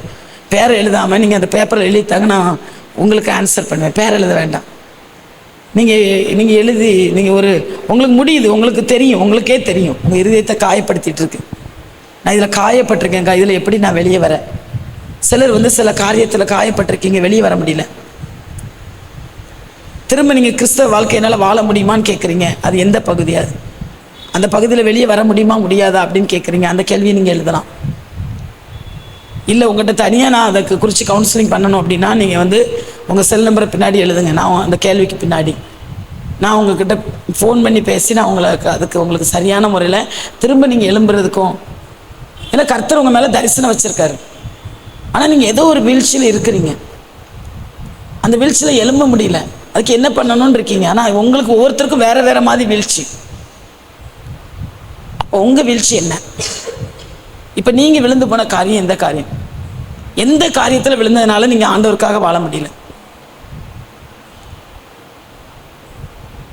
நீங்கள் எழுதி தரும்போது அதுக்கு உங்களுக்கு ஆன்சர். நான் தனியாக தான் அதுக்கு கவுன்சிலிங் பண்ண, மொத்தமானாலும் உங்கள்கிட்ட பேர் சொல்ல போகிறதில்ல, அந்த கொஸ்டினுக்கு உங்களுக்கு ஆன்சர் சொல்ல போகிறேன் நானே எமிமாவும் சேர்ந்து. ஆனால் நீங்கள் அப்படி இல்லை அப்படின்னா நீங்கள் என்ன பண்ணணும் அப்படின்னா, செல் நம்பர் பின்னாடி எழுதி என்னை தனியாக பேசணும்னு நீங்கள் எழுதிட்டீங்கன்னா நான் உங்கள்கிட்ட தனியாக பேசுகிறேன். உங்களை மாதிரி யூத்தாக இருக்கும்போது தான் நான் ஏசப்பா ஏற்றுக்கிட்டேன். எனக்கும் என்னென்ன சோதனை வந்துச்சு, எப்படி அதை மேற்கொண்டு முடிஞ்சிச்சு. இன்றைக்கி ஆவியானவர் உங்ககிட்ட பேசுகிற காரியம் அதுதான். உன்னால் ஆவியானவர் கூட ட்ராவல் பண்ண முடியலையா, அதுக்கு கூட நான் ஆலோசனை உங்களுக்கு தர முடியும். அது எப்படிக்கா? பரிசுத்த ஆவியானவர் குறித்து எனக்கு தெளிவில்லை, நான் உங்ககிட்ட 1 மணி நேரம் தனியாக ஃபோனில் பேச நான் ஆயத்தமாக இருக்கேன். பரிசுத்த ஆவியானவர் கூட நீங்கள் எப்படி நடக்கணுங்கிறத தனியாக, ஏன்னா எந்த டைமுக்குள்ளே நம்ம பேச முடியாது. உங்களுக்கு பரிசுத்த ஆவியானவர் குறித்து தெளிவு வேணும். சில நீங்கள் அதில் டவுட்டாக இருக்கீங்க, சபையில் எனக்கு என்னன்னு இருக்கீங்க, பரிசுத்தாவே கேட்டாலும் ஆவியானவர் குறித்து எவ்வளோ பிரசங்கம் பண்ணாலும் எனக்கு அதை குறித்து ஒரு உணர்வே இல்லை, அதை குறித்து நான் தெரிஞ்சுக்கிட ஆசைப்பட்றேன், இல்லைன்னா நான் ஒரு இடத்துல விழுந்திருக்கேன், இதில் எப்படி எழும்ப முடியும்? இல்லைன்னா உங்கள் சப்ஜெக்டை குறித்து நீங்கள் நான் அதில் ஒரு பலவீனமாக இருக்கேன் அப்படின்னா கூட உங்களுக்காக நான் தனியாகவும் ஃபோனில் ஜெபம் பண்ண முடியும். எல்லாமே ஒரு கிரியை நீங்கள் நினைக்கிற மாதிரி கிடையாது. ஒரு தங்கச்சி ரொம்ப மந்த நிலைமையில் இருந்தால் அவங்க அம்மா வருத்தப்பட்டாங்க. ஐயோ நல்லா தானே படித்தா 10th வரைக்கும், ஏன் திடீர்னு இப்படி ஆயிடுச்சா அப்படின்னு சொல்லி ஒரு நாள் அவங்க வீட்டுக்கு போனோம். நாங்கள் போய் ப்ரேயர் பண்ணப்போ பார்க்கும்போது தெரிஞ்சாங்க அது ஒரு பிசாசுடைய கட்டு. அந்த பிள்ளையை படிக்க விடாமல் வச்சுருந்தது. இப்போ ஜெபிச்சதுக்கப்புறம் பார்த்தீங்கன்னா அவ்வளோ ரிலாக்ஸ். அந்த ஆரம்ப காலத்தில் படித்த மாதிரி அவன் மீண்டும் படிக்க ஆரம்பிச்சிட்டான். அவ்வளோ ஆச்சரியப்பட்டாங்க அவங்க அம்மா. நீங்களா பலவீனமாகலை, நீங்களா சோர்ந்து போகலை. சில நேரம் சில அசுத்த கிரிகள் நீங்கள் இன்னைக்கு இப்போ சபையோட ஊழியர்களோட இணைந்து எப்படி பரிசுத்தாவியாரோட ட்ராவல் பண்ணணுமோ அது மாதிரி சபையோட ஊழியக்காரரோட இணைந்து நீங்கள் ட்ராவல் பண்ணும்போது தான் நீங்கள் சக்ஸஸாக வாழ்ந்து உங்கள் வாழ்க்கையை இதெல்லாம் ஒரு பேலை, உங்களை பாதுகாக்கிற ஒரு பேலை. சபை ஊழியர் உங்களை பாதுகாக்கிற ஒரு பேலை. வாலிபர்கள் இந்த பேலைக்குள்ளே இருக்க இன்னைக்கு மறந்து வெளியே இருக்காங்க. நிறைய பேர் பேலைக்குள்ளே இன்னவங்க மட்டும்தான் பாதுகாக்கப்பட்டாங்க. உங்களை பேலைக்குள்ளே கர்த்தர் அழைச்சி கொண்டு வந்திருக்காரு. இன்னைக்கு உங்கள் கேள்வியை நீங்கள் எழுதி கொடுக்கலாம். ஏமிமா வாங்கம்மா அவங்க எழுதி வச்சிருக்கு. இல்லை, எல்லாருக்குமே ஒரு வீக்னஸ் இருக்குது. நீங்கள் அந்த வீக்னஸில் எப்படி நான் வெளியே வரேன்? ஏன்னா உங்கள் வயசை தாண்டி தான் நான் வந்திருக்கேன். அதில் எப்படி நான் வெளியே வந்தேன் அப்படிங்கிற நான் என்னுடைய எக்ஸ்பீரியன்ஸை உங்களுக்கு சொல்ல போகிறேன். அவ்வளோதான். நீங்கள் முடியாதுன்னு முடிவு கட்டிட்டீங்க நிறைய பேர். இனிமேல் எழுந்திருக்கே முடியாது, இனி ஆண்டவருக்காக வாழவே முடியாது அப்படின்னு ஒரு முடிவு கட்டிட்டு இருக்கீங்க நிறைய பேர். ஆனால் தேவன் வச்ச தரிசனம் உன் மேலே நிறைவேறணும். மனசோர்வு இருக்கும்போது எப்படி வாலிபர்களுக்கு இப்படி இருக்கு? வாலிபர்களுக்கு மனசோர்வு இருக்கும்போது ஏசப்பா கிட்ட நெருங்க முறையில அதற்காண்டி ஜெபிக்கணும்னு இருக்காங்க. அடிக்கடி மாம்சத்துல சோர்வு ஏற்படுது, அதுக்கு என்ன பண்ணுங்க? மாம்சத்துல சோர்வு அப்படிங்கும்போது எப்படி அவங்க எதில் சொல்கிறாங்க? பலவீனம் சொல்கிறாங்களா? மாம்சத்தில் சோர்வு அப்படின்னா எதை சொல்கிறாங்கன்னா, இப்போ எந்திரிச்சு ஜெபிக்கணும்னு நினைக்காங்கன்னா தூக்கம் வருது. ஏன்னா எல்லாருக்குள்ள பிரச்சனை தானே இது. இன்னொருத்தவங்களும் கேட்டிருக்காங்க, அதிகாலையில எழும்பணும்னு ஆசை, ஆனால் எழும்ப முடியல. அப்படிதானே? உங்ககிட்ட உங்களை ரொம்ப நேசிக்கிற உங்கள் ஃப்ரெண்ட் இருக்காங்க. அவங்க சொல்கிறாங்க, எடி நான் காலையில் நாளைக்கு நான் 5 மணிக்கு கிளம்பி நான் ஊருக்கு போயிடுவேன், உன்ட்ட 5 மணிக்கு நான் பேசணும், நான் பேசிட்டு உன்ட்ட போகிறேன், 5 மணிக்கு நான் பேசிட்டு போகிறேன் அப்படின்னு சொல்கிறாங்க. நீங்கள் ஆவலாக காத்திருப்பீங்களா? அல்லது உங்கள் அப்பா ஃபாரினில் இருக்காங்க, அங்கேருந்து 5 மணிக்கு தான் ஃபோன் பண்ண முடியும், 5 மணிக்கோ 4 மணிக்கு தான் அவங்க ஃபோன் பண்ணி பிள்ளைகிட்ட பேச முடியும். அப்போ அப்பா கிட்டேருந்து ஃபோன் வருது, 4 மணிக்கு வரணும். அப்போ நீங்கள் 4 மணிக்கு முன்னாடியே எந்திரிச்சு உட்காந்து அப்பா கிட்டேருந்து ஃபோன் வரும்னு ஆவலாக இருப்பாங்களா இருக்க மாட்டாங்களா? அந்த சூழ்நிலை நினச்சி பாருங்கள். இருப்பாங்களா இருக்க மாட்டாங்களா? இருப்பாங்க, கட்டாயம் இருப்பாங்க. அப்படி தானே? அதே போல் தான் நம்ம அந்த லவ் எப்படின்னா அப்பா கிட்ட உள்ள அன்பு, அந்த அப்பாக்குடைய வாய்ஸை கேட்கணும். அப்பா எப்போ பேசுவார்? அப்போ நம்ம 4 மணிக்கு அப்பா 5 மணிக்கு பேசுகிறாரு, நீங்கள் 4 மணிக்கே எந்திரிச்சு உட்காந்துருக்கீங்க. ஃப்ரெண்டு 5 மணிக்கு பேசுவார்னா நீங்கள் அதுக்கு முன்னாடியே ஃபோன் வந்துட்டான்னு நீங்கள் பார்க்குறீங்க. அப்போ அது எதனால் அந்த சோர்வு வருது அப்படின்னா, கர்த்தர் மேலே உள்ள அன்பு இன்னும் உங்களுக்கு அதிகமாகணும்.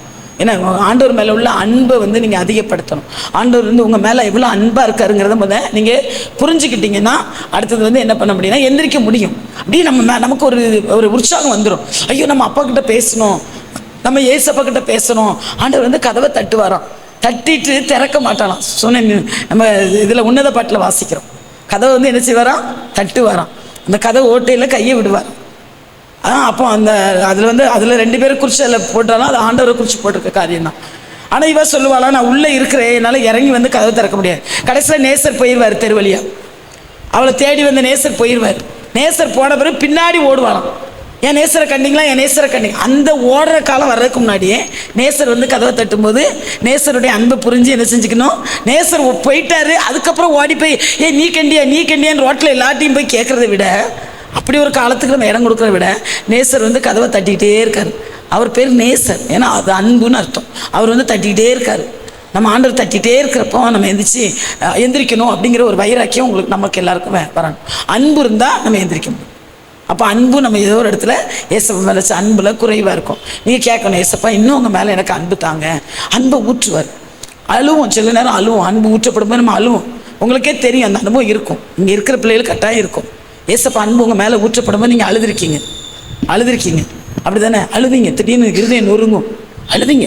ஐயோ, இவ்வளோ அன்பு ஏசப்பா வச்சுருக்காங்களா? இந்த உலகத்தில் எல்லா அன்பும் ஏசப்பா அன்பு உங்கள் இருதயத்தில் ஊற்றப்படும். அந்த தேவ அன்பு ஊற்றப்படும் பைபிளில் வசனம் இருக்குது. அப்போ அன்பு ஊற்றப்படும், உங்கள் மேலே ஊற்றப்படும். அதுக்காக நம்ம ஜெபம் பண்ணலாம். ஆண்டவர் உங்கள் மேலே அந்த அன்பை ஊற்றுவார். ஊற்றும்போது நீங்கள் அதிகாலையில் மாம்சம்லாம் பலவீனம்லாம் இருக்காது. நீங்கள் நினைக்கிற மாதிரி கிடையாது தங்கச்சி. அது பிசாசு கொண்டு வர ஒரு சோதனை. நீங்கள் சொல்கிறீங்களா மாம்சத்தில் சோறு வருதுங்களா? இது பிசாசு கொண்டு வர சோதனை. உங்களை அப்படியே எலும்ப விடாமல் உங்களை அப்படியே படுக்க வச்சு அடுத்தடுத்து ஓடணும். நீங்கள் பிஸியாக உங்கள் மைண்டை பிளானிங், நான் சொன்னேன்ல, பிளான் பண்ணணும். இத்தனை மணிக்கு நான் எந்திரிக்கணும், பிளான் பண்ணி எழுதி ஒட்டணும். நீங்கள் பிளான் பண்ணணும், அடுத்தது முயற்சி பண்ணணும், அடுத்து தேவ அன்பினால் நிரப்பப்படணும். அப்போ காலையில் நீங்கள் எந்திரிச்சு ஜெபிக்க முடியும். ஃபோனில் இருந்து வெளியே வர முடியல. மொபைல் ஃபோனில் நிறைய பேர் அடிக்ட் ஆகிருக்கிறாங்க. ஸோ அதுக்கு நீங்கள் யூஸ் பண்ணுங்க. இப்போ வந்து நீங்கள் நம்ம இங்கே வந்து இது உங்களுக்கிட்ட இருக்கிற கேள்வி மட்டும் இல்லை, இது வந்து இப்போ இதை பார்க்குற எல்லா யூத்துக்கும் உள்ள ஒரு கேள்வி தான். என்ன கேள்வி? மொபைல்லேருந்து எங்களுக்கு வெளியே வர முடியல. இப்போ நான் என்ன கேட்கேன், மொபைல் வந்து தெய்வ சாயலில் படைக்கப்பட்டுச்சா, நீங்கள் தெய்வ சாயலில் படைக்கப்பட்டீங்க? யாருமா சொல்லுங்கள். மொபைல் தெய்வ சாயல் உங்களை மாதிரி இருக்கும் போதெல்லாம் மொபைல் வரல. நான் உங்கள் வயசில் இருக்கும் போதெல்லாம் மொபைல் கிடையாது. ஒருவேளை நீங்கள் இன்றைக்கி அந்த உலகத்துக்குள்ளே நம்ம போனதுனால நீங்கள் உங்களுக்கு வந்து அது ரொம்ப ஒரு சோதனை தான், இல்லைன்ட்டு இல்லை. ஆனால் வாலிபர்கள் இன்றைக்கி மொபைலில் அடிக்டாக இருக்கீங்க. அதுக்கு காரணம் என்ன அப்படின்னாக்கி அது நேரம் வீணாகுதுங்கிறத நீங்கள் புரிஞ்சுக்கணும். உங்கள் டைம் நீங்கள் மொபைலில் இருக்கிற நேரம் ஏதாவது உங்கள் வாழ்க்கைக்கு பிரயோஜனமாக அதில் இருக்கா? நிறைய பிரயோஜனமாக இருந்தாலுமே நிறைய நேரம் அதில் நம்ம வீணாக தான் திருடுது. ஐயோ இந்த நேரத்தை திருடுது. நேற்று ஒரு சகோதரன் வீட்டுக்கு போனால் 35 வயசு, அவங்க வாழ்க்கையில் உடைக்கப்பட்டு இருக்காங்க. இப்போ சொல்கிறாரு, இவ்வளோ நாள் மொபைலுக்கு சர்ச்சைக்கு கூட போகாமல் மொபைலுக்கு அடிக்டாக இருந்தார். ஒரு கிறிஸ்தவரா எனக்கு தெரியாது, இவ்வளோ நாள் அவர் எங்கே இருந்தார் என்னன்னு தெரியாது. திடீர்னு நம்ம நேற்று வந்தார். அவர் மொபைலுக்கு வந்து அவ்வளோ அடிக்டான். குடும்பம் ஒட்டஞ்சி, பிள்ளைங்கள்லாம் அதாகி, கடன் பிரச்சனை, செத்துறணும், தூக்கு போட்டு சாகணுங்கிற ஸ்டேஜ் வர்ற நிலமையில இங்கே வந்து சொல்கிறாரு. இங்கே வந்தார், ஒரு நாள் சர்ச்சுக்கு வந்தார். வந்துட்டு ஒரு நாளையிலே ஆவியானவர் அவர் தொட்டுட்டார். அன்றைக்கி ஆவியானவர் ஆராதனை ஒரு ஸ்பெஷல் ஆராதனை வச்சுருந்தோம். அந்த ஆவியானவர் ஆராதனையிலே ஆவியானவர் அவரை தொட்டுட்டார். ஆவியானவர் அவருக்குள்ளே வந்துட்டார். அந்த மொபைலை தூக்கி தூர வீசிட்டார். நேற்று அவங்க வீட்டுக்கு போனால் அவர் சொன்னார், சிஸ்டர் மொதல் நாள் சர்ச்சுக்கு வந்தேன், ஆண்டவர் என்னை அபிஷேகித்தார், திரும்ப அவர் தெய்வ அன்பை ஊற்றினார், என்னால் வந்து அந்த மொபைலை தொடவே முடியல. இப்போ ரொம்ப வருஷம் மொபைல், 35 வயசு. அப்போ பாருங்களேன், அவ்வளோ காலம் நான் மொபைலுக்கு அடிமை இருந்தேன். என் யூத்துலேருந்து இப்போ வரைக்கும் கல்யாணம் முடிச்சு பிள்ளைங்க இருக்குது. ஆனால் என் வாழ்க்கையில் அடுத்தடுத்து பிரச்சனை அடி எனக்கு தெரியுது. ஆனால் என்னால் வர முடியல. ஆனால் இப்போ இன்னைக்கு ஆவியானவர் என்னை வந்து இதுலேருந்து ரிலீஸ் பண்ணிட்டாரு அப்படின்னு சொன்னாங்க. ஆனால் நீங்கள் வந்து அது ஒரு உயிரில்லாத பொருள், அது என்னை அடிமைப்பட்டு, நீங்கள் ப்ரீசியஸ், நான் திரும்ப சொல்லுவேன், நீங்கள் விசேஷப்படுவாங்க. அப்போ உங்களை அதை அடிமைப்படுத்தக்கூடாது, சீன் போடணும். ஒரு தங்கச்சி என்கிட்ட சொன்னாங்க, நைட்டு 1 மணிக்கு எழுந்திரிச்சோன்னு இப்படி தடவுவாங்களாம் கட்டில். தடவி டக்குன்னு அதை ஓப்பன் பண்ணி இப்படி பார்த்துட்டு தான் திரும்ப வச்சுட்டே பாத்ரூம் போவாங்க. அவங்க என்ன கண்டிஷனில் இருக்காங்கன்னு உங்களுக்கு தெரியுமா? என்ன கண்டிஷனில் இருக்காங்கன்னு தெரியுமா?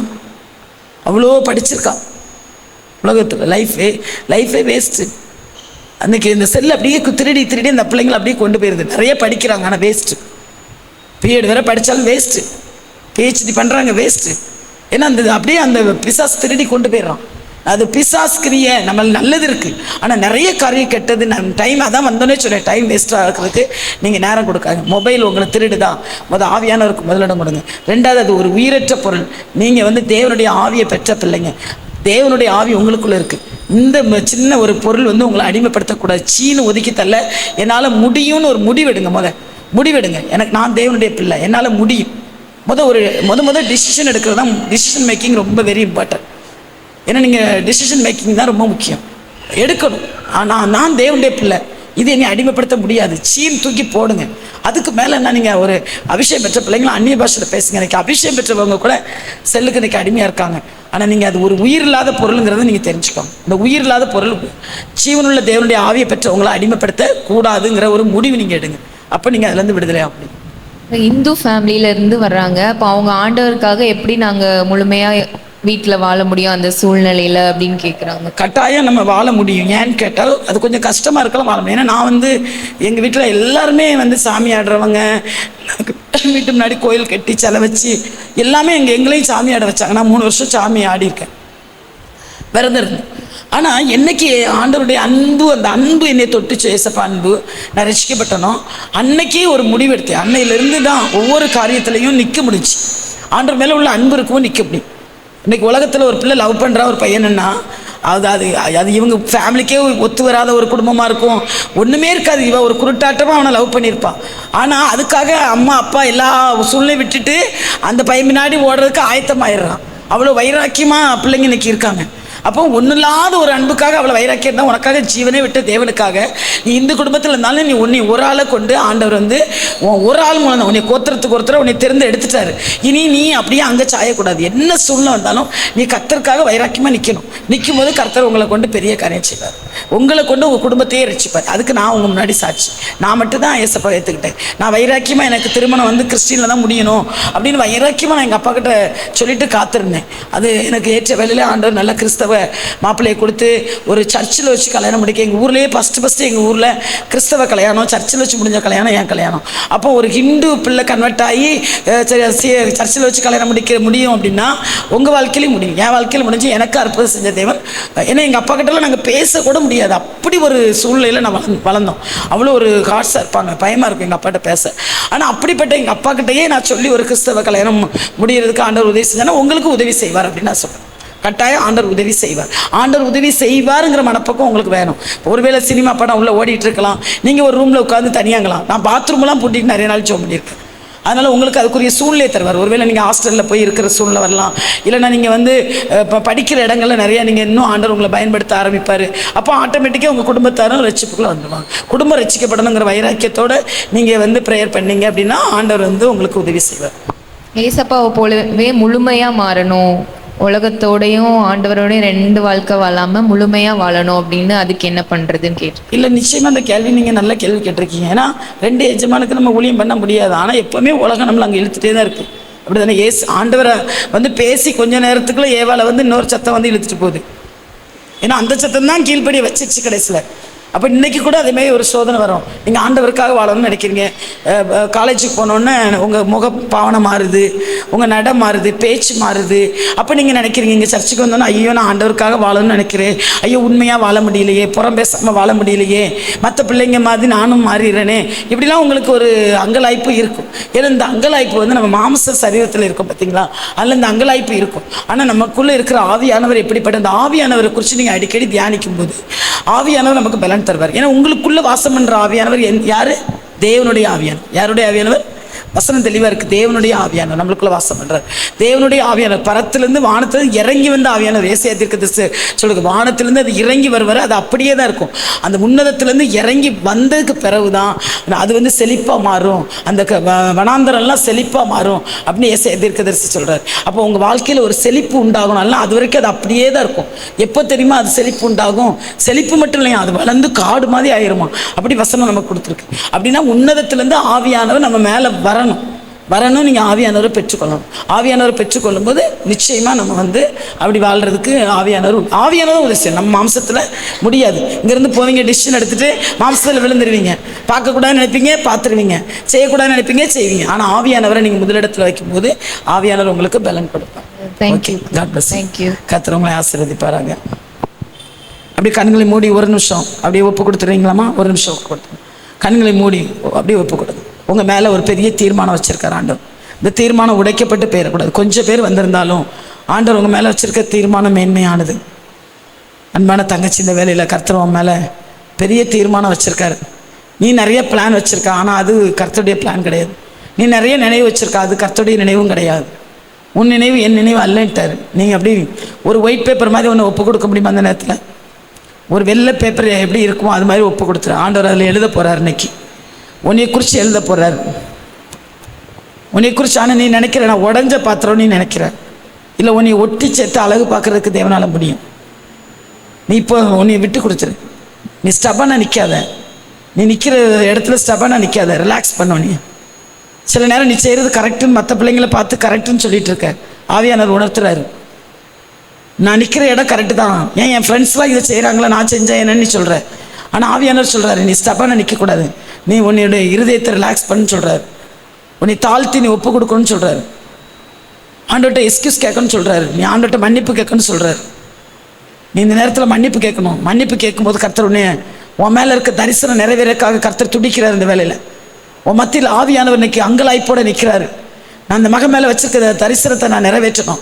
ஆனால் அதற்கு மாறாக இவ சில விஷயத்தில் ஸ்டபனாக இருக்கிறாளே அப்படின்னு சொல்லி நீ அதிலிருந்து நான் நிற்கிற காரியம் நான் உறுதியாக நிற்கிறேன், அது தப்பு தான் சொல்லி உன்னால் விட்டு கொடுக்க முடியுமா? அந்த இடத்த நீ நிற்கிற ஒரு காரியத்தில் ஸ்டபனா, அதில் விட்டு கொடுக்க முடியுமா உன்னால்? உன் மேலே ஆண்டவர் பெரிய தீர்மானம் வச்சிருக்காரு, உனக்கு தெரியும். அதை சாத்தா உடைக்கிறதுக்காக ஒரு காரியத்தில் உன்னை ஸ்டபனாக நிற்க வைக்கிறான்.